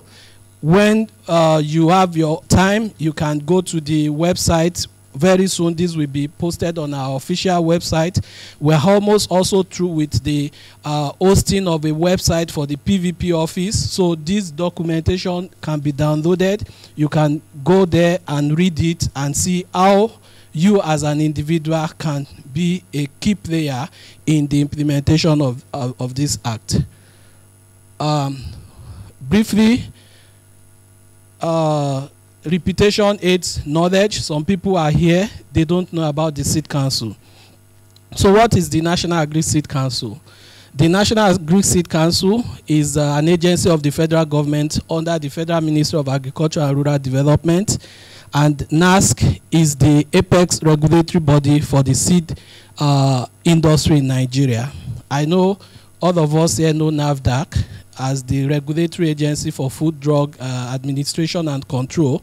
NASC is just like a NAFDAC in the agricultural sector that, administrate, coordinate, superintend over all activities that has to do with seed production, whether from variety development through to the downstream of the value chain. And the Seed Council is based in Abuja. We have our office in Cheddar. Oh, sorry, I'm going back. Backward never. We are going forward.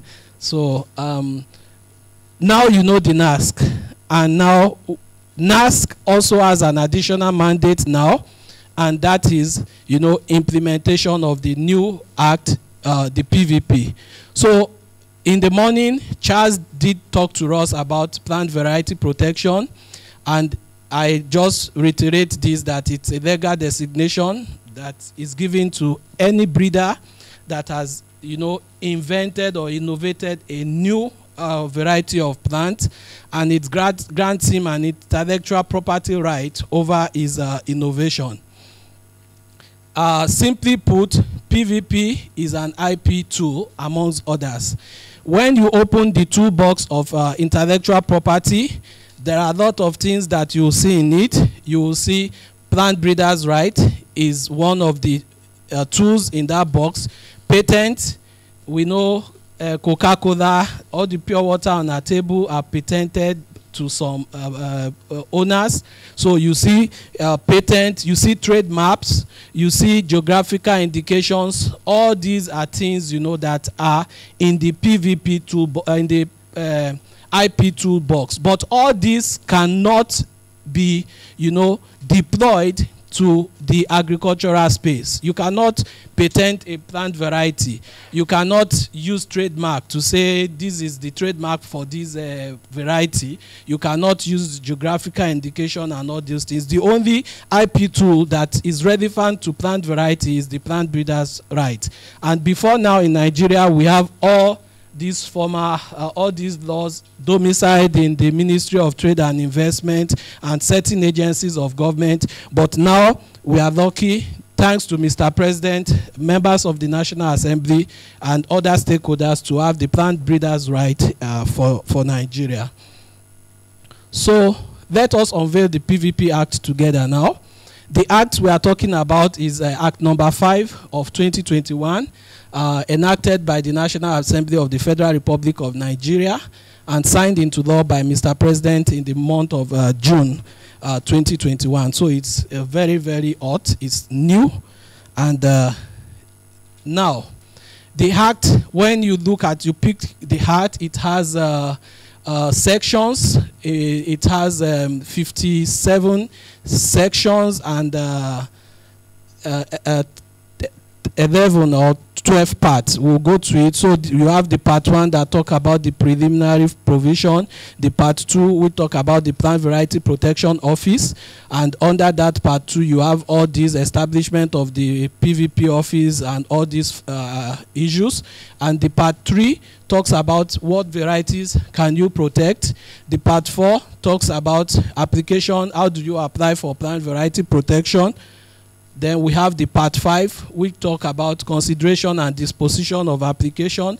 We'll try and explain some of these things in little layman's details. Like I told you, don't be deceived by the way I'm dressed. I'm not a lawyer. I'm not interpreting this as a legal person. I'm talking technically to this law as it is.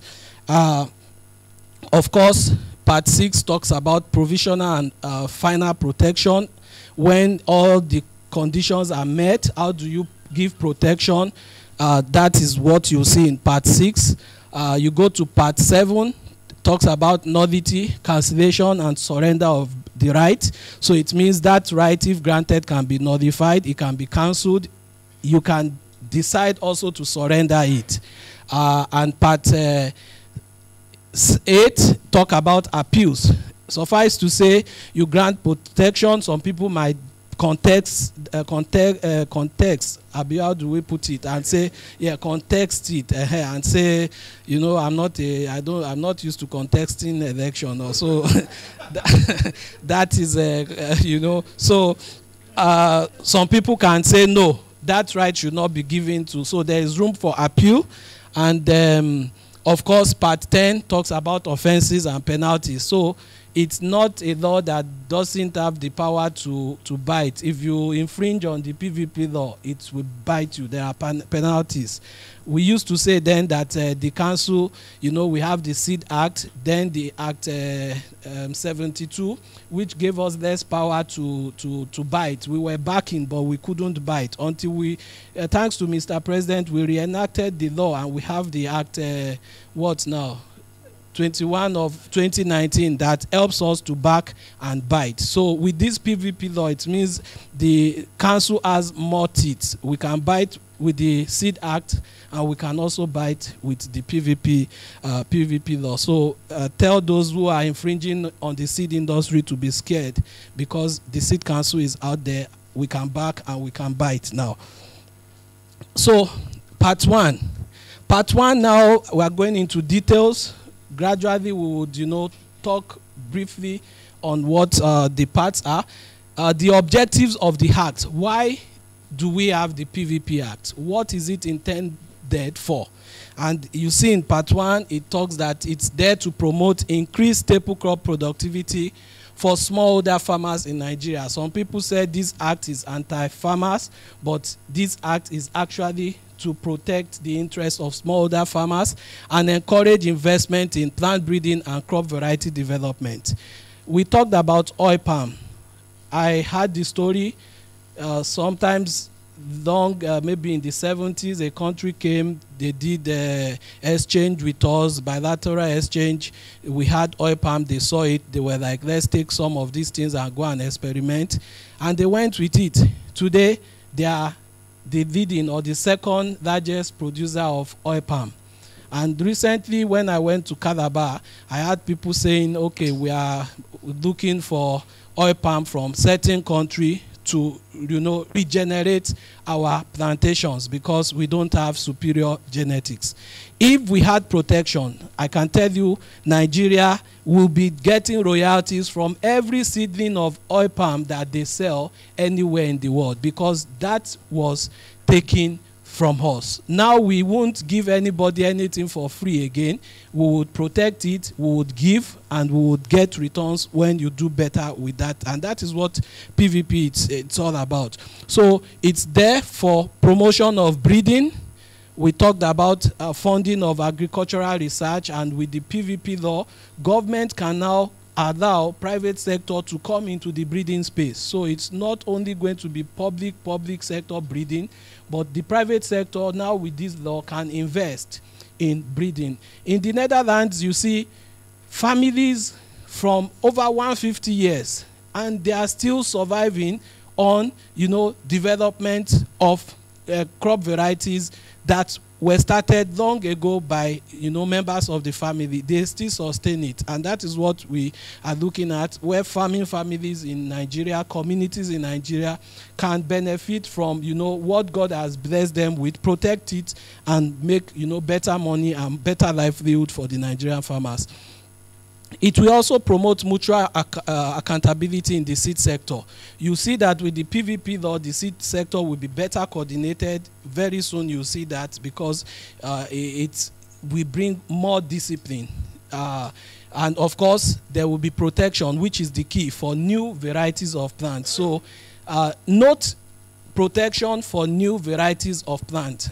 I was on a platform, and one of my colleagues, who is a breeder in one of the research institutions, when she heard about this law, called me and said, Folani, what is this law that you guys are, talking about?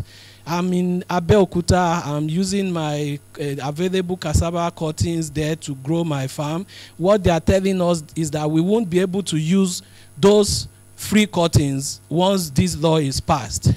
And I was like, oh, if this is coming from a breeder that is supposed to know about the benefit of, the law, then how much more the farmer that is, very well less informed. So that's the need for this type of sensitization and advocacy. New varieties, all existing varieties before the introduction of the PVP system, will continue to be in, circulation. You cannot stop it. You cannot stop exchange, farmer to farmer exchange. You cannot stop the use of such varieties.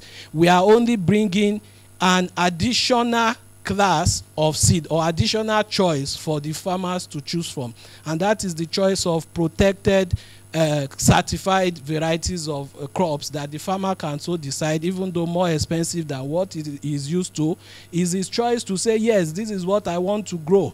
And if he gets returns, other people can also join him. So it's not what you will be forced to do, or what you are used to doing will be taken from you. That is a right of everybody that the law cannot take away. We'll see that as we proceed in the law. And the law applies to a breeder. That is very paramount. And the question you may want to ask is, who is a breeder? And of course, the second thing is that it applies to any plant genera and species. I won't go scientific. I know there are people here who knows taxonomy more than me, so I won't talk about what is a genera, what is a species. If you want to know that, I can tell you Federal University of Agriculture Abeokuta, Federal University of Agriculture Umudike, and Federal University of Agriculture Makurdi. Please, you can apply for studies, even in OAU and other universities. You can learn about, this is not the topic of today.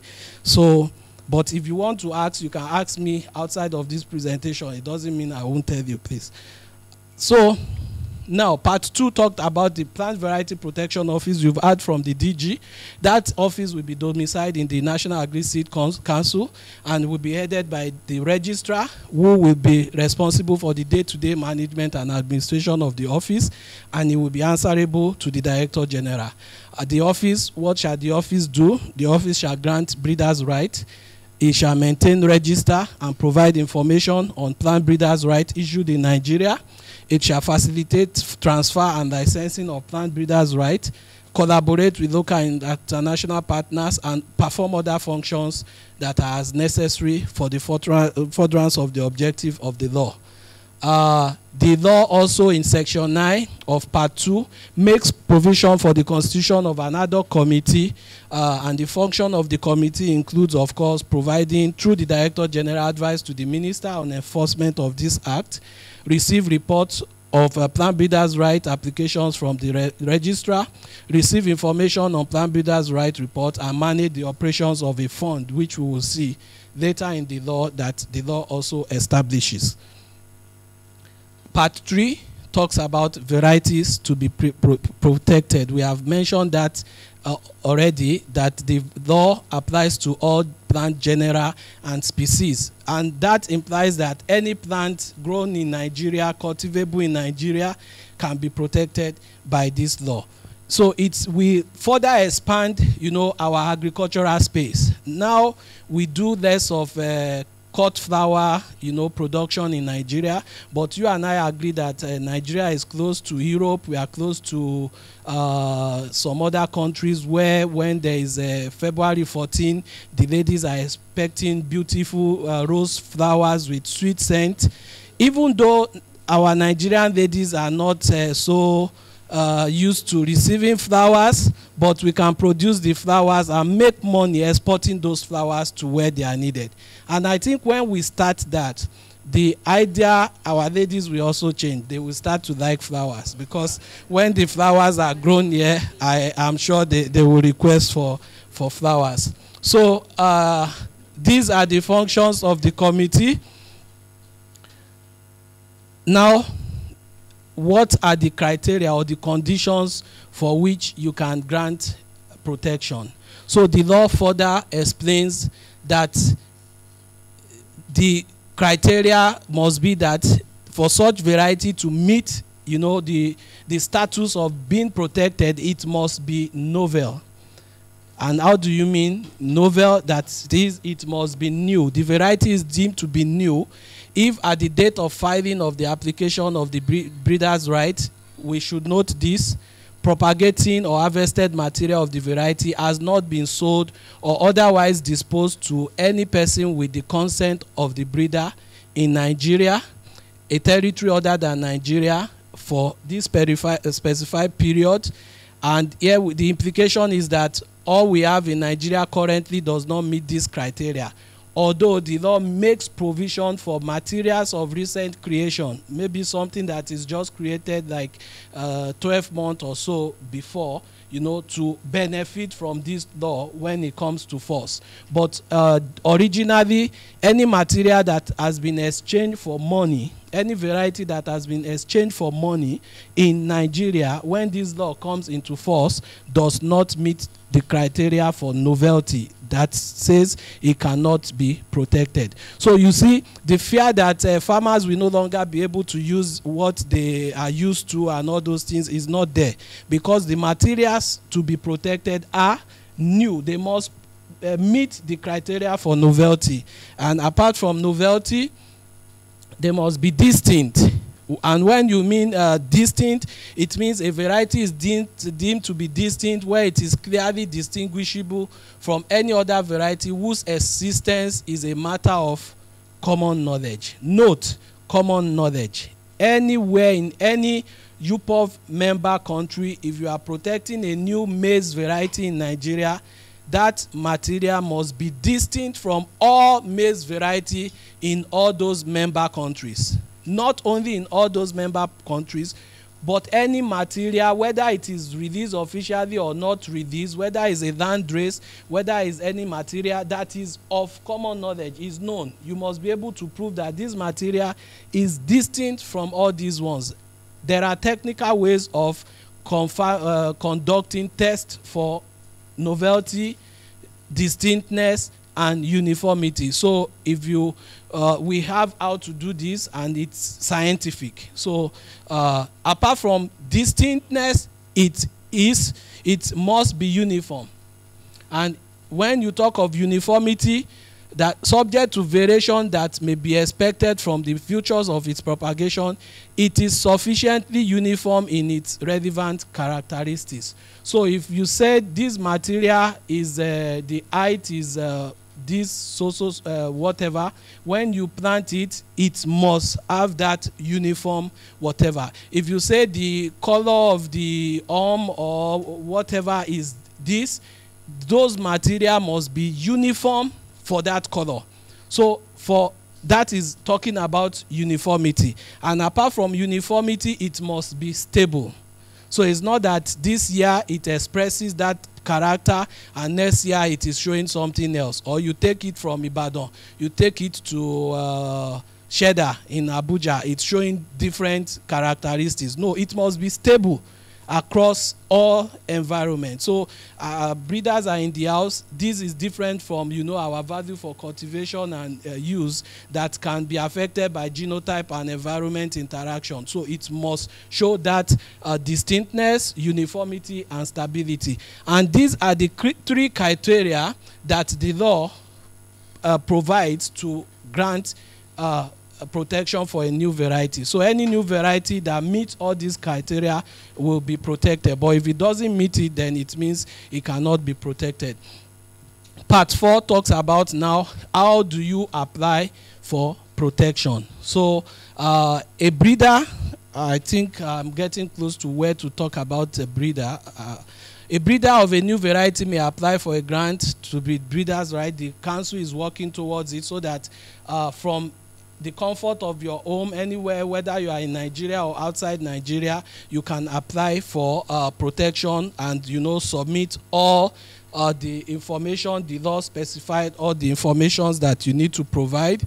The variety that you are protecting must have a denomination. By denomination, it means it has a name, and the denomination shall enable the variety to be identified. You don't give a denomination and say this is a hybrid white, whereas that material is red.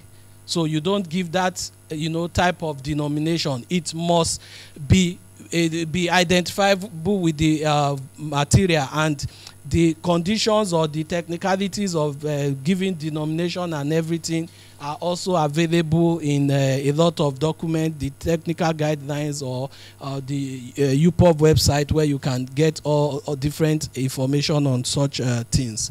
Of course, part 5 now, consideration and disposition.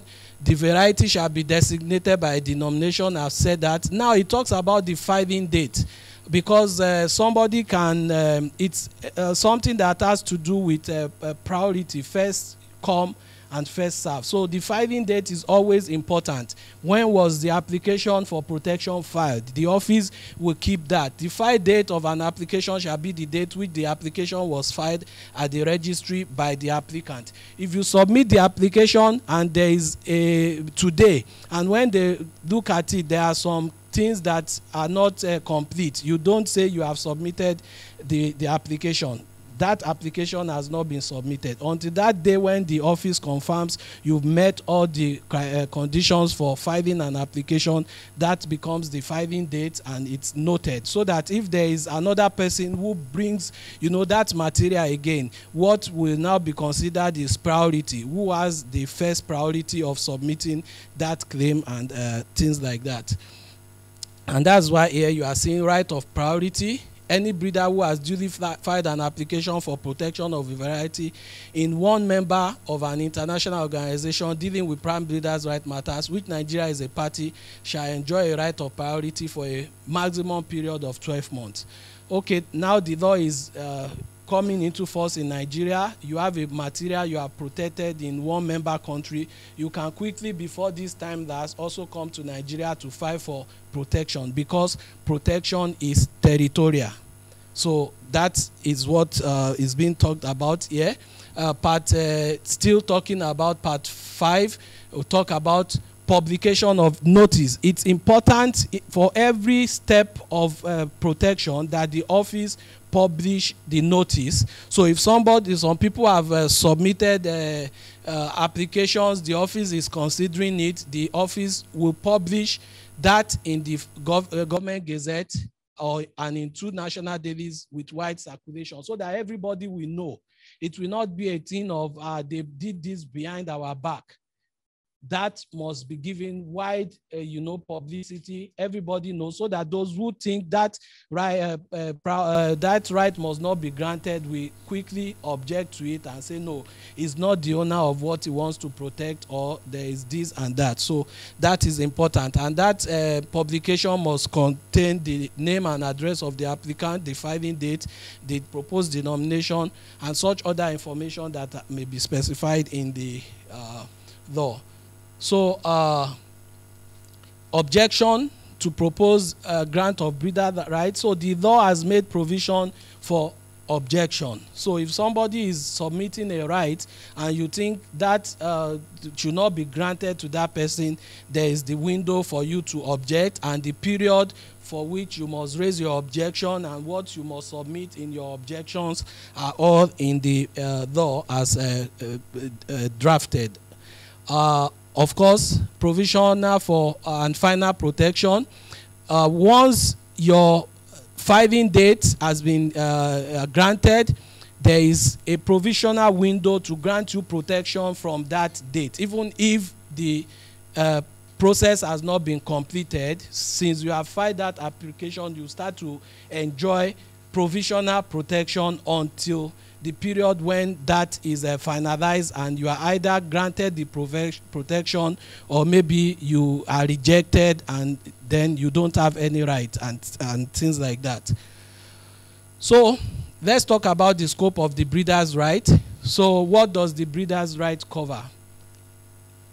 These aspects talk about the fact that according to the Act, the following Act in respect of propagating material of protected variety shall require the breeder's authorization. Because when you are talking of a breeder's right, it means when somebody has a right for propagating material of that variety for production or reproduction, that is multiplication, you must get the consent of that breeder to multiply or reproduce that variety. So it means as it is now, everybody can take Faro 44 and go and multiply it and sell. But if the material is a protected variety, if you must multiply it, then you must have secured the approval of the breeder, the owner of that material, to multiply it and to do other things.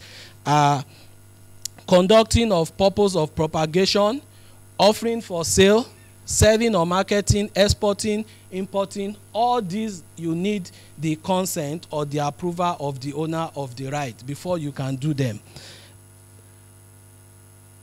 So I try to show here the materials, when we are talking of materials covered, all propagating material. When we talk of propagating material, whether it is seeds, whether it is cotton, whether it is what you do through budding or through seedlings, you must, these are all categories of propagating material. So you must seek the consent of the breeder.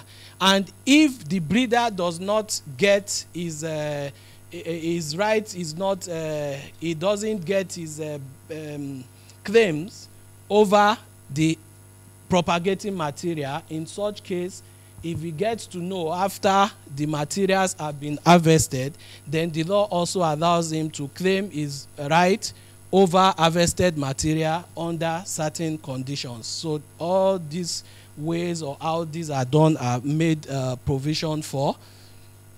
So harvested material, for example, maybe in this case, it's a flower, maybe it's fruit, maybe it's what you are processing, or is even what is in the market. So if obtained through unauthorized use of propagating material, then the breeder has, right to claim for his royalty or on such materials. Also, the case of harvested material, obtained maybe country A, exported, it is produced here, and you now export it to Ghana, and you are selling it, and that guy got information that his material is being sold, it's been exported to Ghana, so he can still claim his protection over such material. Part 6, which is the professional and final protection, talks about very important things. For every protection, there is also an exception, the exception to the breeder's right. That is, even though you have been granted a right, that right shall not extend to any act carried out for private and for non-commercial purpose. If you have protection over a variety and a farmer in the rural community gets access to your material and he grows it on his farm for private non-commercial purposes, you can't claim any protection from that farmer. That farmer is free to use that material privately and for non-commercial purposes. Your material can be used for experimental purposes. You can't stop any researcher or whatever from using your material for experimental purposes and for the purpose of breeding any other variety, and except where the provision of Section 29 of this Act apply. But in summary, what we are saying here is you can't stop any other person from using that material for breeding purposes. So there are exemptions to the breeder's right. For every right you also have, it's not forever. It ends at a particular time. So there is exhaustion of your right.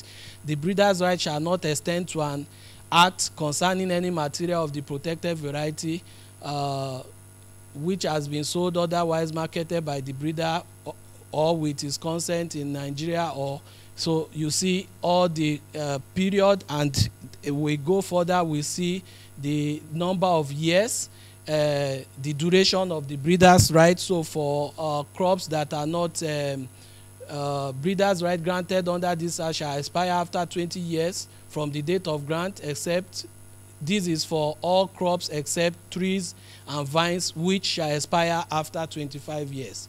So some people may be wondering 20 years is long, or 25 years is long. But I want to tell you, if you look at the processes of variety development through down to the commercialization and the use of the varieties, you see that these years is just something that will pass within a short time. So and when a right is expired after 20 years, the law provides for an extension for an additional 5 years if that person writes to the registrar to request for that extension. Protection and damages for infringement of a breeder's right. A breeder's right is protected by both civil and criminal measures stipulated in any law. So even if you do some things like you went to now forcefully open a place where they kept protected material and you steal it, then you are going to be liable under the criminal law and other laws. So it is protected not only by the PV law, but by the civil and criminal measures in the country. And a suit by the holder of the breeder's right against any person who infringes the breeder's right may be brought to the court of law. So you can be taken to court and prosecuted over this, and you have to prove beyond reasonable doubt to the judge that you are not guilty or you are guilty.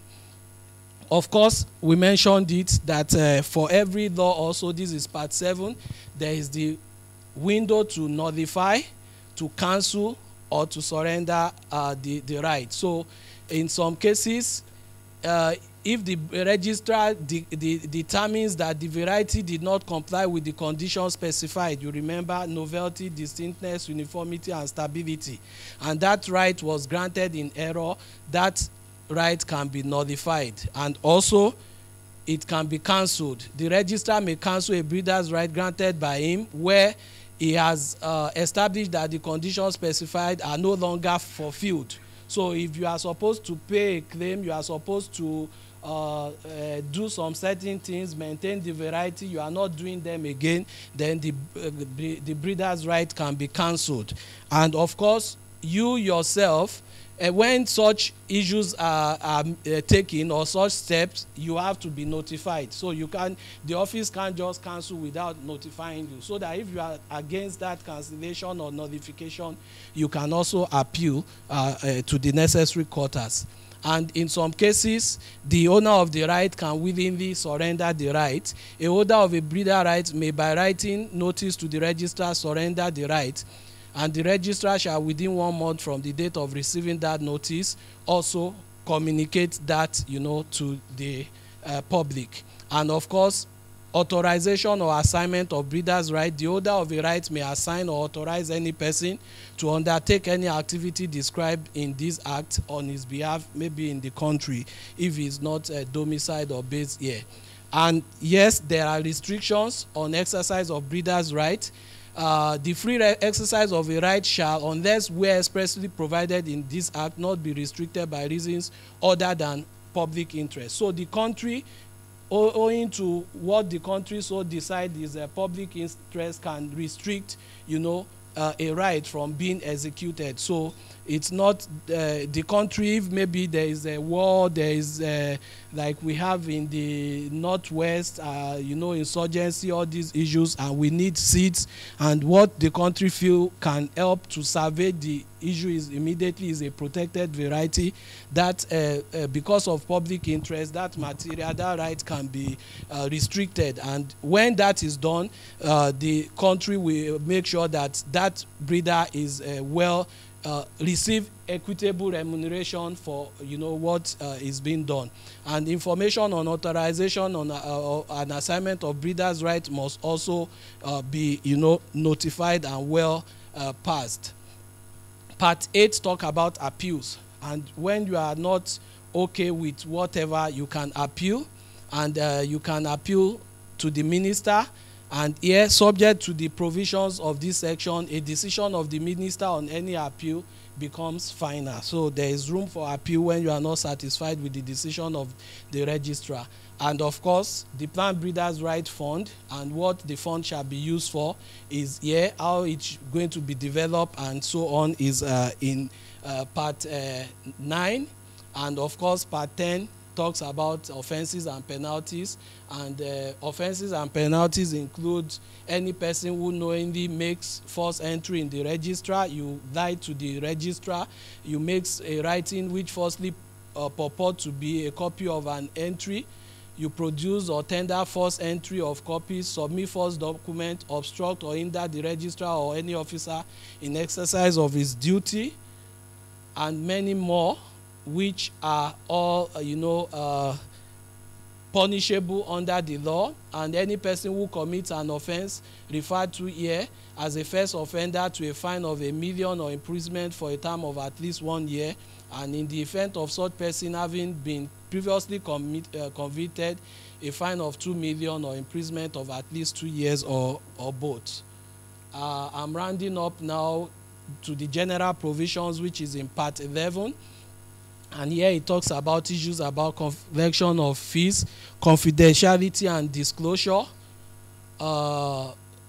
And of course, the fact that there is also the room, if you declare a confidential information, you can also, it's an offense and you are liable to conviction, to a fine of at least 5 million or to imprisonment of at least 2 years. So when something has been declared confidential and you expose it, then it is punishable. So you won't say I didn't know. And of course, action against the state, still under the general provision,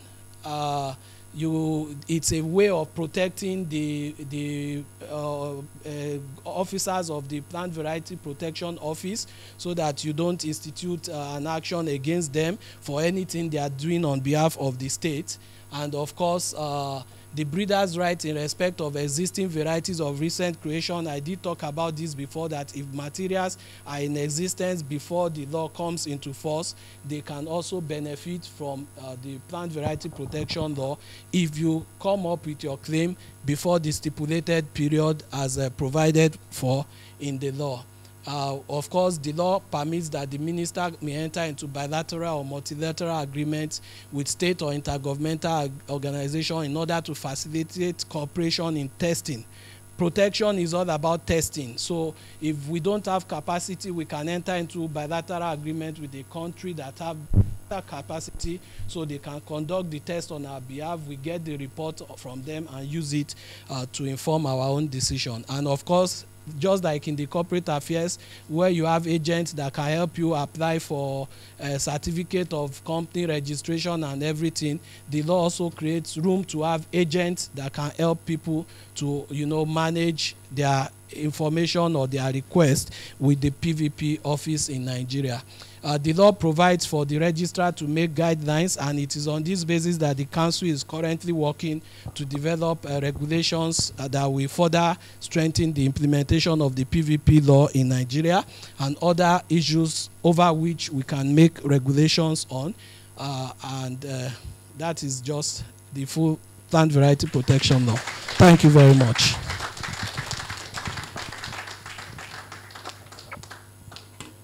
So, Dolapo, you facilitate the question and answers. If we have questions from participants, our distinguished senior colleagues, those from the public, private sector.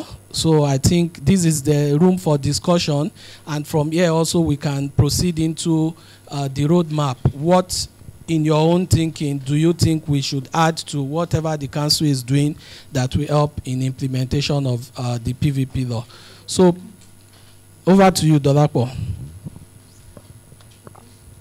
Thank you. In the course of presenting this bill, it was mentioned that there is a year of exhaustion of that right, based on maybe the crop planted. For crops, it could be 20 years, and for 3 crops, it could be 25 years.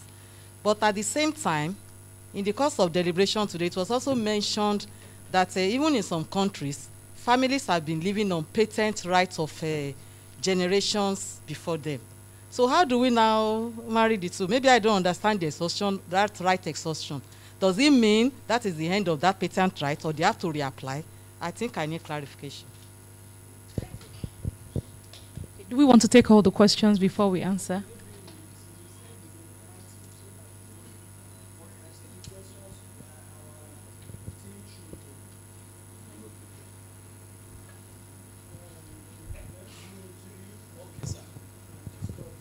Okay, 3. Mine is a comment. Mine is comment. Definitely, I can say that we are in the right path, because I'm not a scientist. I agree, scientist. I think that we are in the right path, and also we employ the policymaker, and that they should implement the policy very well, so that we can drive the law to logical conclusion. That's my comment.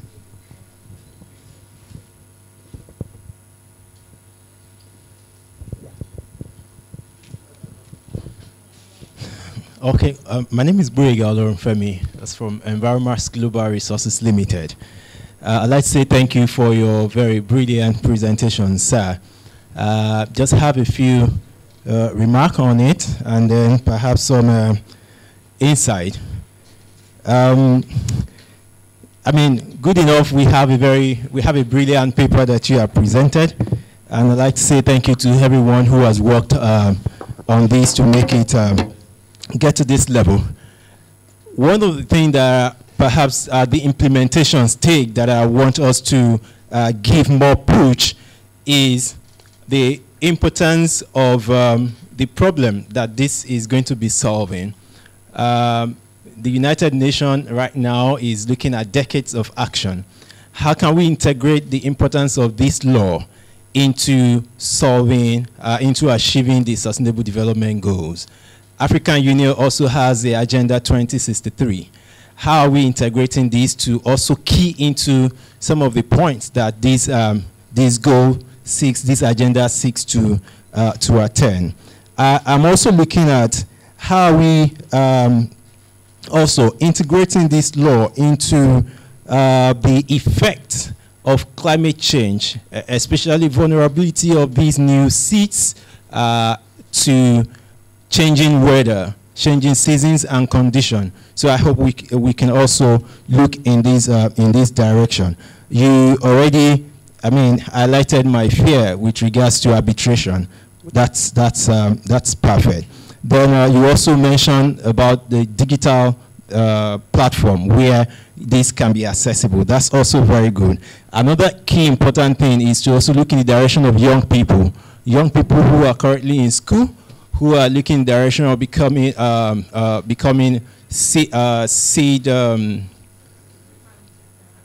plant breeder or seed breeder as well. This is also an encouraging bit to say, young people, you have all it takes to get into this vocation. Thank you very much. Okay, thank you very much. I am not alone. I have very, very better informed persons in the all that can complement whatever response I will give from here. So, sir, you want to ask now, or I try to attempt? Okay, sir. Thank you, sir. Yes, the issue of 25 years as the duration of protection, and the families I mentioned 150 years in the business. So no mix up. The families are in business, you know, inventing, improving. So before a right for a material ends, they've seen the need to improve on, you know, that whatever innovation in the first instance to develop another better or superior material that they will go to protect. Once a material outlives its protection, that material now goes into the public domain and it becomes a variety that can be traded by everybody. I give example, tomato in Nigeria, we are all used to this Derica, or you know, that variety. When you go to the market, everybody will say, is that variety I want? I want Derica. Be ladies, is Derica now? Gino, but the woman know what I'm saying. Now, Derica is a material that was developed by a company or a family outside Nigeria. Over the years, they've stopped even producing Derica. But at a point, Nigeria, we were asking them, please, we want this variety. But they said, we have moved beyond that. We have exhausted our protection. We have better varieties that are, you know, even better than. So if you want varieties, you should be asking for those ones. So that is, development is continuous. So that's why they are in business for that long duration of period, well over, you know, 20, 25, even in 200, 200 years. Okay. Now, to the question of contribution of my brother, thank you. We would, you know, take note, and with you, and us partnering, we can better implement, you know, the law and to make it a benefit to Nigerians. Solving the SDG, the Agenda 2023, not only these ones, but even the AFCTA that is just recently signed is one of what we in the council are working at. And this law will encourage the development of materials that can respond to, you know, the goals of the SDG and the Agenda 2023. Creating materials that can, you know, help end hunger by those periods. If we will end hunger, we cannot end hunger in Nigeria with rice varieties giving 2 tons per hectare when we are increasing in population. We need rice materials that we, you know, give 10, 11, 12 metric tons on the same land holding. So this is an important law that will help, you know, deliver those goals and meet them at, you know, the time that we expect. And the effect of climate change, yes, this is a law that we help people to innovate and invest into materials that will respond to those climate changing, you know, things, drought, salinity, whatever. People can now invest into innovation to develop varieties that will respond better and cope with those, you know, climate change challenges. And those are climate smart varieties that can be developed through, you know, this important law. Youth and young ones, I think this is the right time for the youth to come into the space. Let them also, coupled with this law, bring technological innovations, you know, that can make even agriculture simple. Now, the law will help you to develop materials that can be, you know, machine propagated. You can, you know, when you say the material is of this particular height, it means the harvester can go in and harvest without stress. So these are some of the things that, you know, the law will help to put in place. And these are the things that I'm sure will attract the youth into coming into the agricultural space. So all these are well captured, and in the council we are always interacting with the youth, different groups, to make sure that we also bring them on board and let them know what is happening and how they can also come in, you know, to complement what we are doing. I think those are the responses to those first set of questions. Now we can take the second set, and the ones that are written also would respond to them. Thank you.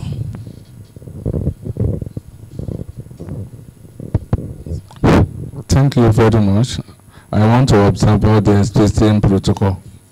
My comment will be in respect of 2 areas, and then the other one will be the roadmap for the success of this PVP. The advantages here are very few. It's just be in terms of bringing, for example, good thing. If you want to purchase good things in the market, you are going to pay more. You understand me? So as a result, it's just going to add additional cost, just a little cost, to the cost of purchasing the seed. Then, apart from that, the yield, the outcome of it will support the additional cost, because it's going to be bumper yield, high productivity per unit area, and many other incentives will be there, and we're going to improve, even apart from that, improve the reputation of the farmer who are growing the crop. Then, in respect of the roadmap, because this is a laudable project, but implementation is the key word there. We normally have good agricultural policies in the country, but the implementation strategies are the problem we're having. I know very well that we need to have a sound and workable implementation plans for that. If not, this thing, what we are talking about, will be a mirage in the future. The first roadmap or implementation plans that I'm thinking in mind is that there must be a development of sound and workable implementation plans. The implementation plan there must be well sound, well developed, and so that at the end of it, everybody will know that if the breeders will know that if I'm going to engage in the breeding exercise to key into PVP, these are the plants, and the plants must be known to the breeders and even to the country. Then secondly, we need to sensitize under the work plan. We need to sensitize the public. Let the public be aware of this. I mean, the NGO, the agric extension experts. Not only that, we have the breeders, because many of the breeders are not yet aware of this development. We need to sensitize those stakeholders there, even the farmers. We need to bring them together. And in view of that, we need to bring forth a convergence of plant breeders in Nigeria. Convergence of plant breeders in Nigeria, because they are the one that will develop these varieties. They are the one that will develop this variety. By the time we bring them together, we should be able to know their problems and their challenges. Then you create a platform for between the NASC and the breeders, for them to interact along the line. And when you call them together, give them challenge or challenges that they have to. So we are expecting them this, we are expecting this, we are expecting that from them. By the time you do this, it will be more a reliable exercise. Furthermore, we need to also look at a way of assisting, because along the line, when you bring the breeder together, one of those things that they will ask you is financial challenge. Is there any provision for that? And how can we link them with area they can get support? Support, if possible, from NASC, if possible from their registered association, if possible from NGO, if possible from this and that, from the state companies. So with this, they will have a good idea of what to do and what to. They have knowledge of building because of the fact that I work in the university system. They develop new varieties, but many of the variety ends up in the shelf without being implemented. By the time we give them these various challenges, they will be able to know that they are up to the task. Agric innovation, because this PVP is an agric innovation, and for us to meet up with the agricultural development in the country, we need innovation, and one of this innovation is PVP. Thank you very much.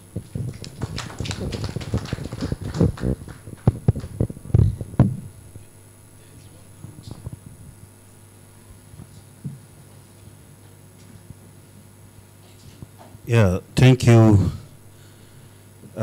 Mine is just a suggestion. You know, most times implementation of laws in Nigeria is usually difficult because people don't understand what is in that law. And just like as you rightly mentioned before your presentation, that you are not a lawyer.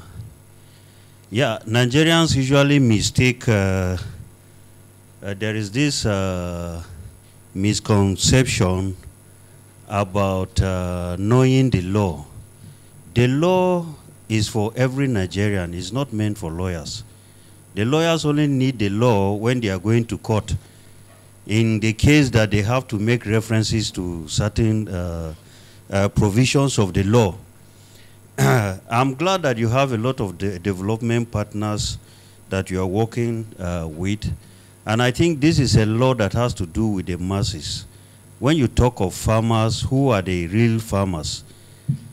So I will suggest that you put a program in place with the help of your development partners to have a simplified version of this law. Because the misunderstanding out there is because people cannot interpret certain terms that are in the law.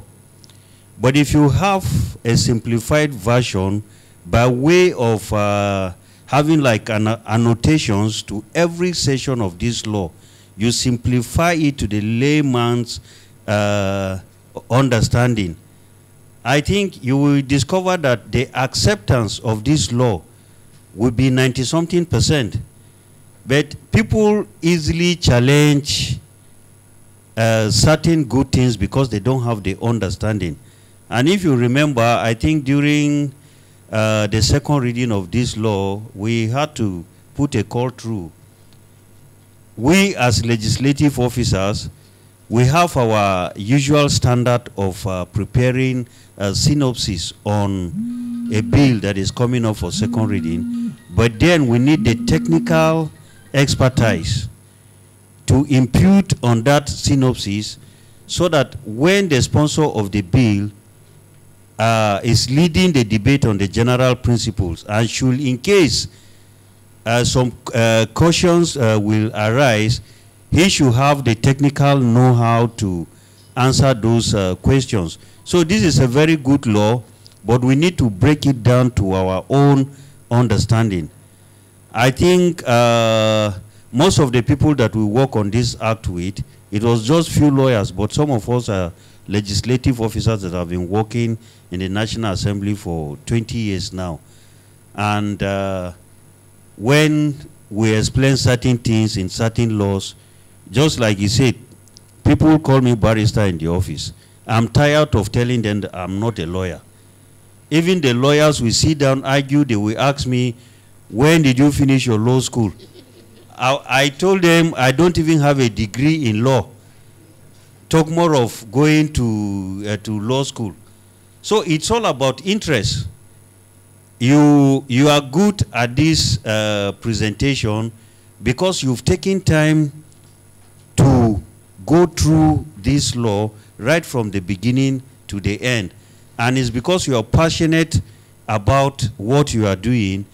So we really need to have annotations to this. This is one of the laws that I will suggest very strongly that we need to have annotations to the Plant Variety Protection Act so that they can break it, simplify it to every Nigerian. When you read, you know that this is the meaning of this act. That is my submission. Thank you. Thank you very much, Mr. Paul. There are many more ants. I think the suggestions of Mr. Paul and the others have been well captured. We'll go to my director who is in front of me, then come to some other persons. Then we have some questions that are online. We'll respond to them. We have all the time to interact, and so as the questions are coming, we'll continue to interact because like we said, we want to hear from, from the public. So let's come to Dr. Khalid. Sorry, thank you very much. It's not a question, but a suggestion. In the course of your presentation, it is very clear that sensitization of the public is very, very important. And it does not go without cost.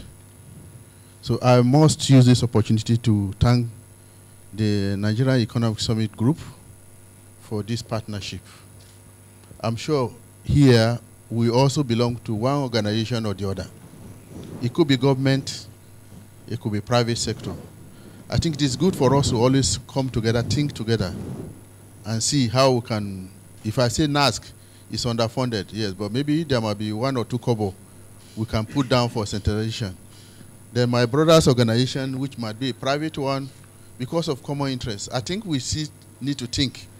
Because if we are waiting for government 100% funding, I think we know, we are all here. I don't want Mr. Paul to hear me, but we know that sometimes when it comes to issues of vehicles for National Assembly, it's more important than some other issues. So that is the kind of way we look at it. I hope you are not hearing me, Mr. So please, if we belong, we have, if I'm from Shomolu local government, for instance, and I think my farmers need to know about some information about NASC activities or one thing or the other, I don't think it's out of place for the local council to partner with NASC and let us bring this into the grassroots, and the people know. But if we are waiting for a government where me and you know what is right, but the other people higher up may not see it the way we are seeing it, so that we cannot continue to suffer for too long. The challenges we are having now of farmer harder, this is lack of planning.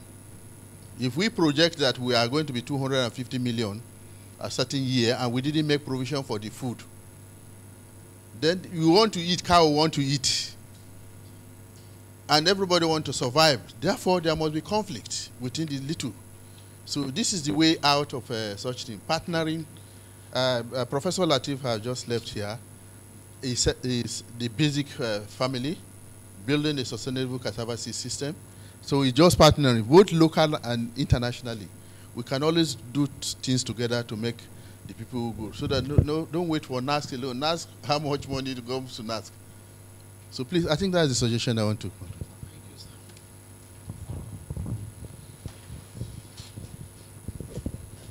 Good afternoon, everybody.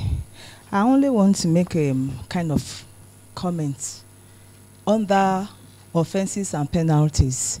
I think my suggestion is, yes, there's no ignorance to law, but then when a farmer or a breeder is being apprehended or to be prosecuted, you don't just say you want to take that offender to court. I would suggest that we'll create a room whereby we'll have a mobile court, whereby ADRO has to come into, when I say ADRO, alternative dispute resolution, you talk of mediation, negotiation, arbitration, and conciliation, which this farmer or breeder has to say first before going to court for asking him to pay the sum or ransom of 1 million or 2 million, which he might be arrested for.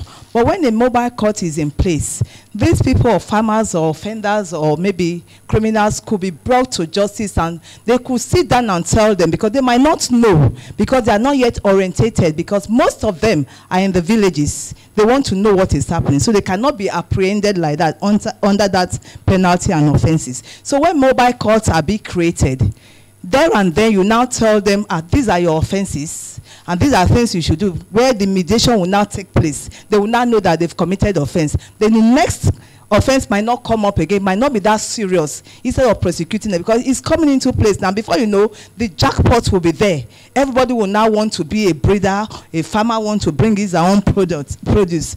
But with this mobile court in place, it will now correct people. It will make them know that this law is in place, because there's no ignorance to law. I think that is my only little comment I want to bring in here. Thank you. Thank you very much, Barrister.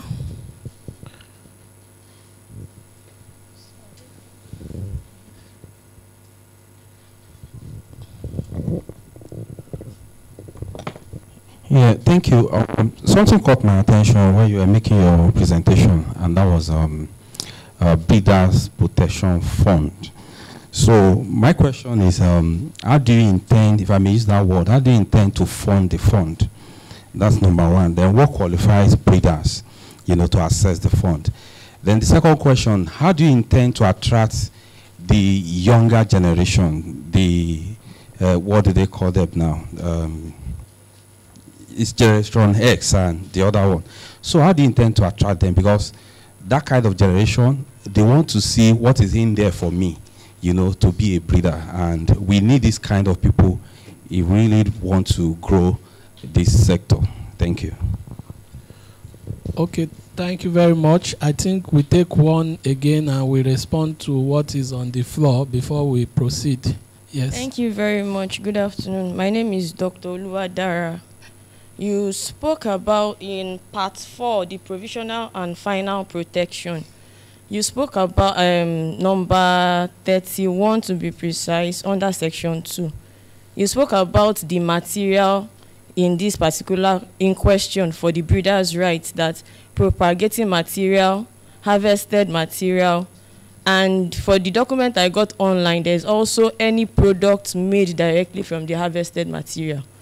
So in that regard, I would like you to throw more light. And with regards to experimental purposes, we know that we have academic research and we also have commercial research.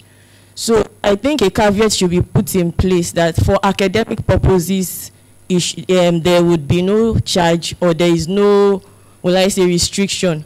But if it's a private organization, a private research institution, or a university or a research institute is doing it for a commercial purpose, that's for, probably, I'll use Nestle as an example, that they want an alternative to soya beans, and a breeder comes up with something like that, and maybe a researcher in that institute takes it up, they should be made to pay for it. Thank you. Okay, please let me respond to Dr. Dara's question so that we don't forget. Well, there is a limit to what this presentation is all about, but all the fears you expressed are well taken care of in the implementation of the system. When you conduct a research, whether for commercial or for public, whatever, at the end of the research, you develop a new variety. Now, there are things, if that material you develop now, in developing it, you may now require to use the protected material to arrive at your own new material. In that case, you have to get the permission of the owner of that protected material before you can use his material to multiply your own new material. So there is a linkage to that. So there is a way where how that person will now, be obliged to follow the plant variety protection law. He can now just continue to take that person's material and cross it to get his own and market. He must get the right of the owner of that first material before he can use it for commercial multiplication. So that is well taken care of. Any product made from harvested material, the case of theft that was made response to, theft is a product made from a material. So why Ethiopia is going the way of asking for, on theft is because they've not benefited from the protection from the right of propagating material to produce that theft. The first leg of protection or claiming your right is over propagating material. If you did not succeed over the propagating material, you can go to harvested material. But if your material has been used and you can prove it, that your material has been used to produce a product, you understand, you can still claim your right over the material and everything. So it has different levels of how you arrive at all those things, and you must be able to prove it. And that is where technology, DNA fingerprinting, a lot of things come in for you to be able to prove that your material is what was used in creating that. So it's a lot of technology, a lot of scientific battle and everything, but all those things are well taken care of. How do you intend to fund the fund? We cannot answer that question here. The law has made provisions for regulations. So at a point, we will sit together to now talk about setting up, for example, the Plant Variety Protection Fund, and Nigerians with all the partners, we decide how do we fund this fund, how do we manage it, so all those things are not things we can answer here. Who benefit, what are the criteria, all those are things that will come into place with time. Now we are currently talking about having a seed sector development fund. So fund development has its own policy steps and everything, so we will follow that also in arriving at this. It's not everything that we can have just at once, so it's a process that we begin, which we have started now, and we would see it to the end gradually, taking one step after another. Attracting of younger generation, I'm sure that our youth now, when there are a lot of things we do now that we don't take cognizance of. When I was in school, I have two professors that are from the same family. One was a chemical scientist and another was an engineer. And the engineer who eventually developed a concept that is used in medicine, when he was in UK studying saw that there was a challenge in developing, I think it's something that has to do with the art or whatever. And they were looking for solutions, and he just remembered that in his father's iron melting, what is it called, agbede, what are they called in blacksmith, that what we use to, when we have this type of challenge, then this is what we do and we solve it. And he brought that idea into, you know, solving that challenge in the medical world, and he got an innovation and is benefiting from that. So there are, in our farming production, you plant maize, you see one that is maybe different from the one that you plant deliberately. At times we just overlook it. But with this type of law, you can now start to also probe further. Is this natural? Is it a mutation? Is it so? In that paying attention, you can develop a variety. And when you see that it's superior, then the youths on their own, they know where they go to. When the youth of this generation know to perceive, they know how to perceive where there is a, so we don't need to tell them too much story. We only need to show them that these have worked in some places, and they can also, you know, bring their ideas and knowledge into it, and we'll see them coming into the space. Permit me to take this question, which was online. What happens to the right of breeders for varieties that have been released prior to the law coming on board? Please expatiate. So for materials that have been released before the law comes into place, let's say we said that the seed table has 4 legs. So it means there are other legs. There is the leg of the variety release. There is the leg of certification. Abi? There is the leg of biosafety and other things. And there is the leg of the land races, you know, crops that are farmer safe seeds. So all these are what forms the leg, the PVP table, and they have other laws, you know, that relate to them. So in the seed pyramid, there are 4 categories or classes of seeds. You have below it the land races and the farmer safe seeds. You have over that the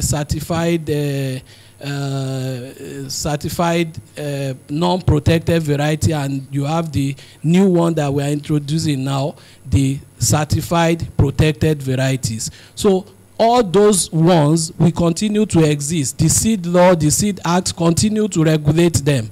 So nothing happens to them. They will continue to exist side by side the new class of seeds that we are introducing that the PVP law will regulate. So nothing happens to them. The system as it is will continue to operate, and this new system will operate as a complementary system that just supports the entire seed system. So nothing happens to them. Nobody stops them. They continue to exist. The linkage between the PVP application and the variety release and registration application. In the PVP application, very important is the DUS. But in the variety release and registration process, you have the VCU and the DUS that leads to your variety release. So they work very, very well together. Now, if you develop a new variety, you now have a choice to say, okay, this material, is it something that is so unique that I want to protect? So if it's something you know is very, very unique, then you run to protect it. Maybe in some case even before you release it, because the purpose of releasing is for commercialization. So once you release and you have not protected and that thing goes into commercialization, then you cannot protect it again. But if you know that this material is unique, I need to recoup my investment. As you develop it, you protect it, and you can do it concurrently, now release it. But if you don't get protection and that material is sold, you know, and it can be proven that it has been exchanged for money, then you can't come back and say, I forgot, I want to protect it. So one somehow is preceding the other, but they are systems that work, you know, hand in hand for the development of the seed system. So I think I've answered all the questions on the table. We can take more questions now. Good afternoon, everyone. So my question is around royalties. I understand that the breeder is expected to get an equitable remuneration for his variety. So what exactly is an equitable remuneration? How do you go about deriving it? And is there a cap to it? Because we, as much as possible, we want smallholder farmers to be able to access these varieties. Thank you.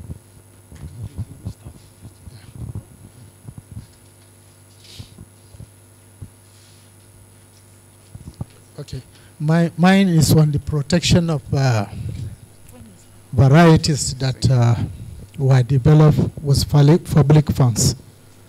Does the bill envisage such type of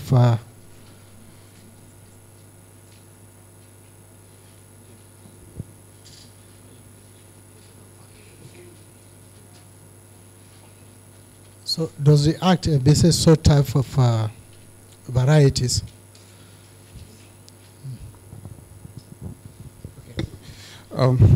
Good afternoon, all. My name is James, and I work with the private sector. One of the things I've observed over time is acceptability when it comes to innovations like this in Nigeria. We all know that the end users of these seedlings are the farmers in the rural areas who are not here. So I want to suggest, in terms of implementation, can there be a collaboration with the NESC and our traditional institutions? Because they have direct influence on the farmers. Direct influence in the sense that acceptability, if it comes from them, the farmers can listen to them. And I want to suggest a bottom-up strategy, not up-down. It should come from the down and then get to them. Thank you very much. Okay, thank you very much. I think we are okay. Another one, we should be rounding up so that our lunch will not disappear. So let's take number now. We take you, we take the hand at the back, and we take the lady, and I think that will be it. So yourself before, yes. Okay, good afternoon. My name is Bimbo from the 5E sector. I actually want to digress a bit. It's about food security. I've actually come up with a solution which I've actually not implemented. It's on food security. It cuts across these 3 crops. Let me give example: cocoa, mangoes. When they go off season, there are solutions that I know that I've worked on that you can actually make sure that they produce after those seasons, same year. So you can actually have multiple of like production, food security, wealth creation, and other things. Now, does this law cover those things? Because I've actually not implemented some of them. Does it fall under this, or where does it fall under? Because there's a way I plan to go about it, but I'm just trying to listen to how this can be implemented. Thank you. Okay, thank you very much. Let's respond to these two, the ones on the table. Equitable remuneration. Abimbola, that definition will be provided in the regulation. It's for the country to decide what do we mean by equitable remuneration. So it's a lot of stakeholder agreement and decisions. So we need to define, for example, which category of farmers are we going to exempt in Nigeria from, paying royalty, and a lot of things. And it's at that level that we can also determine, okay, the breeder, when he has, made this type of number of whatever, we can assume he has attained equitable remuneration. So those are difficult aspects that the regulation needs to provide further insight into. Varieties with public fund, yes, sir. It also means that now public research institutions can also protect their varieties. And when they protect it, they can license those materials to private sector, who will now be monitored to pay back a form of royalty for those materials. These are already working in certain countries. We see a lot of cases like this. I think this presentation did not include some of the cases where in some countries like Canada and other places, even in South Africa and Brazil, the public research institutions are now making a lot of money from, their materials that are being commercialized by the private sector. So it also helps also in making the public sector focus on their breeding work and maintenance of those materials, while the multiplication into further classes of seeds is by the private sector, who is making money and paying back to fund further research in those institutions. What the institutions need to put in place are plant variety protection policy that will explain how this type of situation will be done, and whatever comes to them, how would they share it, what goes to the institution, to the breeder, to everybody that are helping the development of that variety. And it will also encourage the breeders of those institutions to be motivated and willing to do better services to the country. Collaboration, I think that is the food security question. My brother, I will also give a food security answer, because you are talking confidentially. I don't know to what extent so it may be difficult to say whether this speaks to what you have in mind or it doesn't speak to it. So maybe we can talk about this in person when you explain better what you mean by you have confidential information that I don't understand and I cannot relate to, as to whether this law speaks to it. This law is strictly about you developing a new variety of plant and you protecting your innovation. Any other thing outside from that, I don't think it's under the scope of what we are discussing. So we have 2 more hands, I think. The second person is not saying anything again. Okay.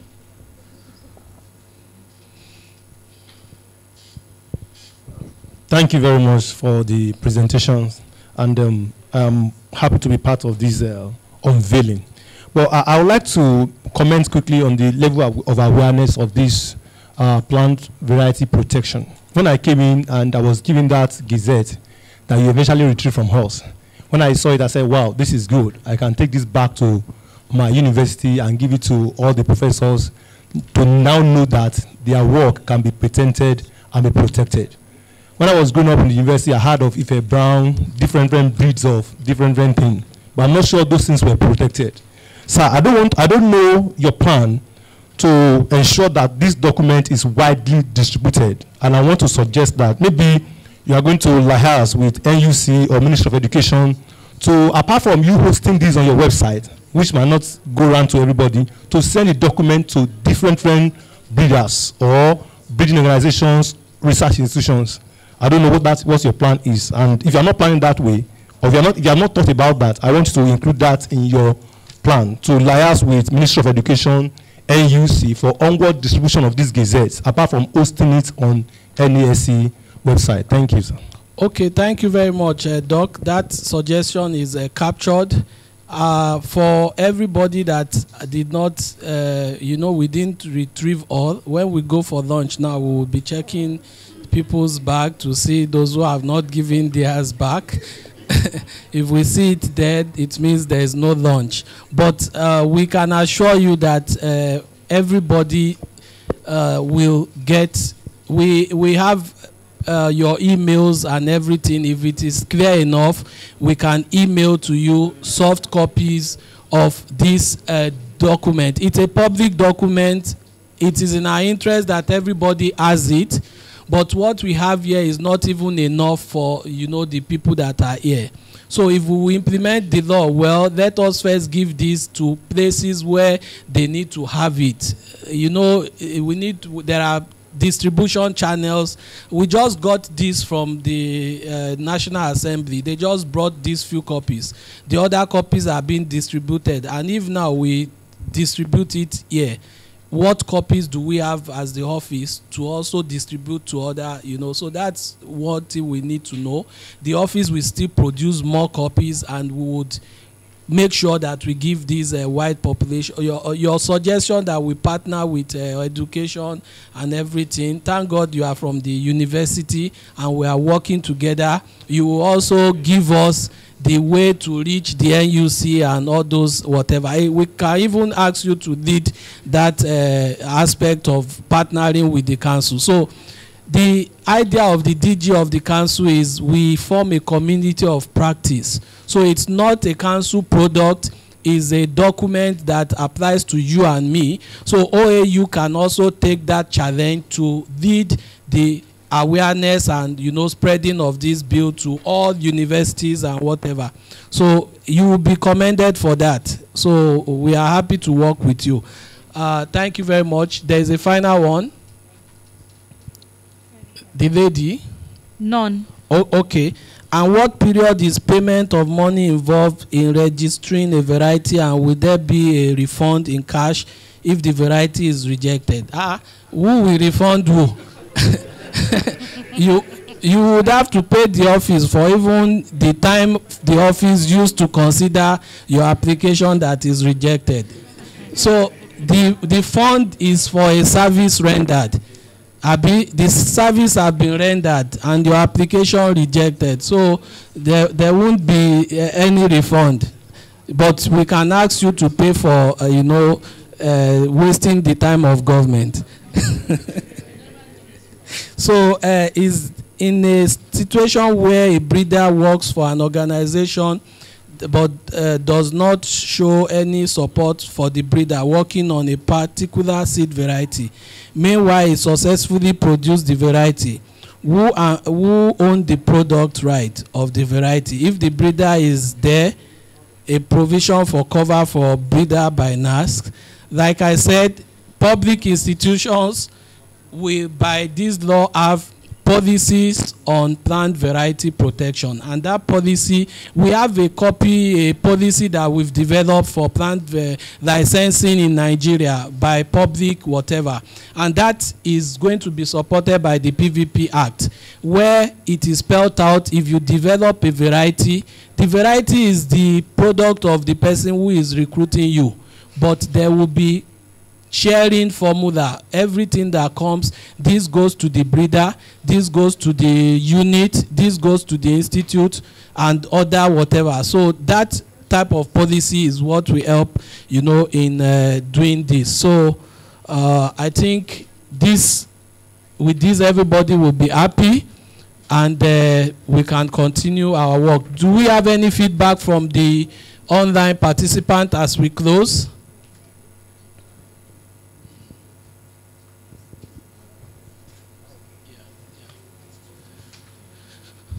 So, are we getting any reaction from our partners? Closing statement?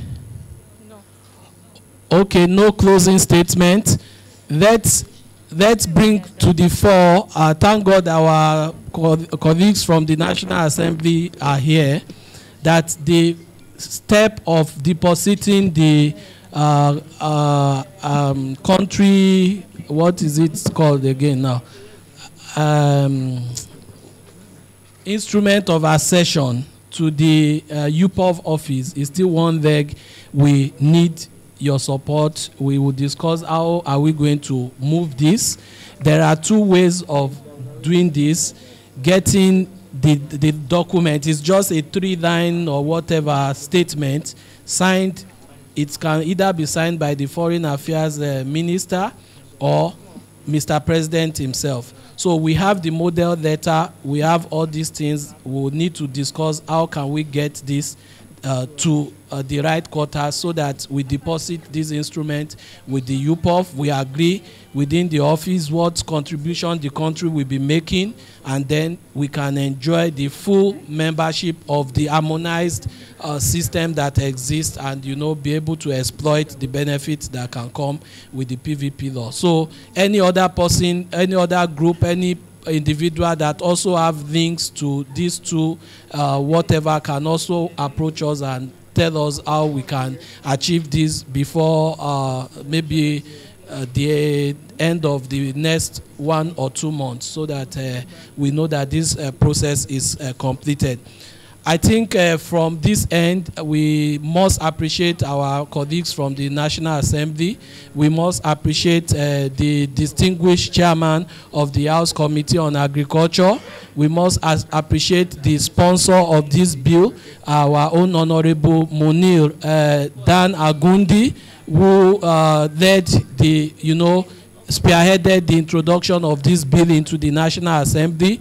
We must appreciate the members of the Senate Committee on Agriculture and the entire House of Representatives and the Senate for their effort. We have said it, our partners in the Justice, NOTAP, a lot of agencies that worked with us on this effort. And to everybody here, we appreciate you for your coming. And to the team from NASC who are working tirelessly, our amiable DG, we appreciate you, sir, for giving the platform for us to introduce and drive this process, and to our board members who have come all the way from their states. We say thank you. Our partners on the social, on the virtual, we are grateful. We'll continue to come back to everybody. So please, when you go for lunch again, don't forget to put your face mask on. I think that is my final parting word. I will drop the microphone for my Director General. People are saying we should close, so some people can travel. Sir, the general consensus is that we close from here. So I want to hand over the microphone back to you. The assignment you gave us in Lagos is completed, sir. Thank you.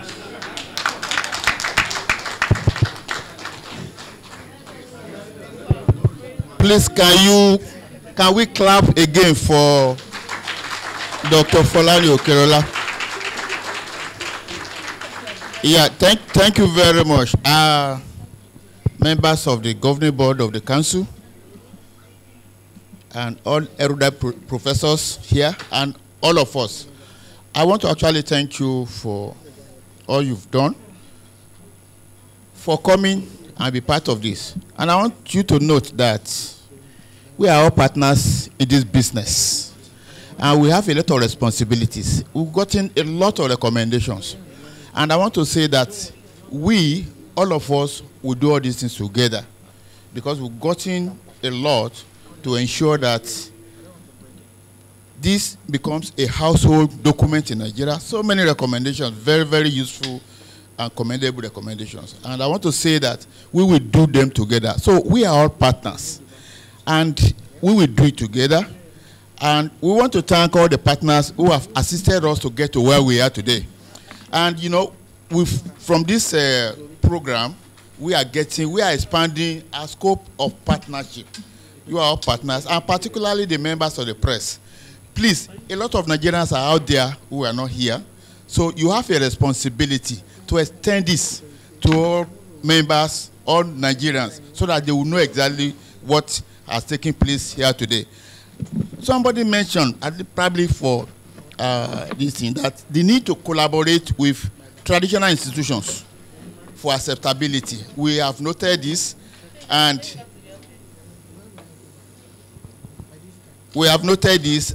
we will extend all this.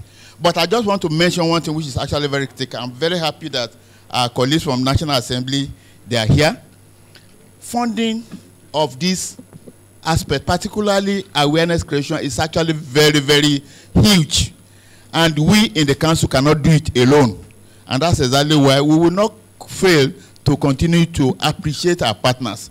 And we want all of us to come on board for us to be able to do this, because it's a national assignment. We have a responsibility of making available to all our farmers the best of genetics. I think on this note, I want to thank you all and declare this program closed. Thank you very much.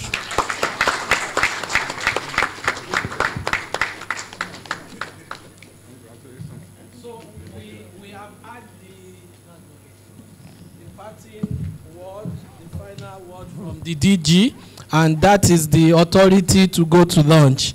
So let's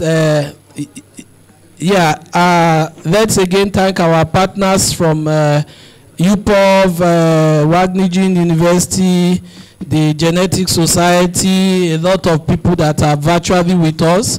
The event is closed. We thank you for spending time with us today. And to those physically with us, thank you. For those who are traveling back, we appreciate you. If the time to go back to your destination is late, please let us know so that people don't travel too late. So please let us know so that we all travel safe, and we pray that we get to our destination safe. So on this note, I want to say thank you. And in French, say the, okay, don't let me speak French now. Merci beaucoup, and bon voyage à vous. So à la prochaine. Thank you. See you next time.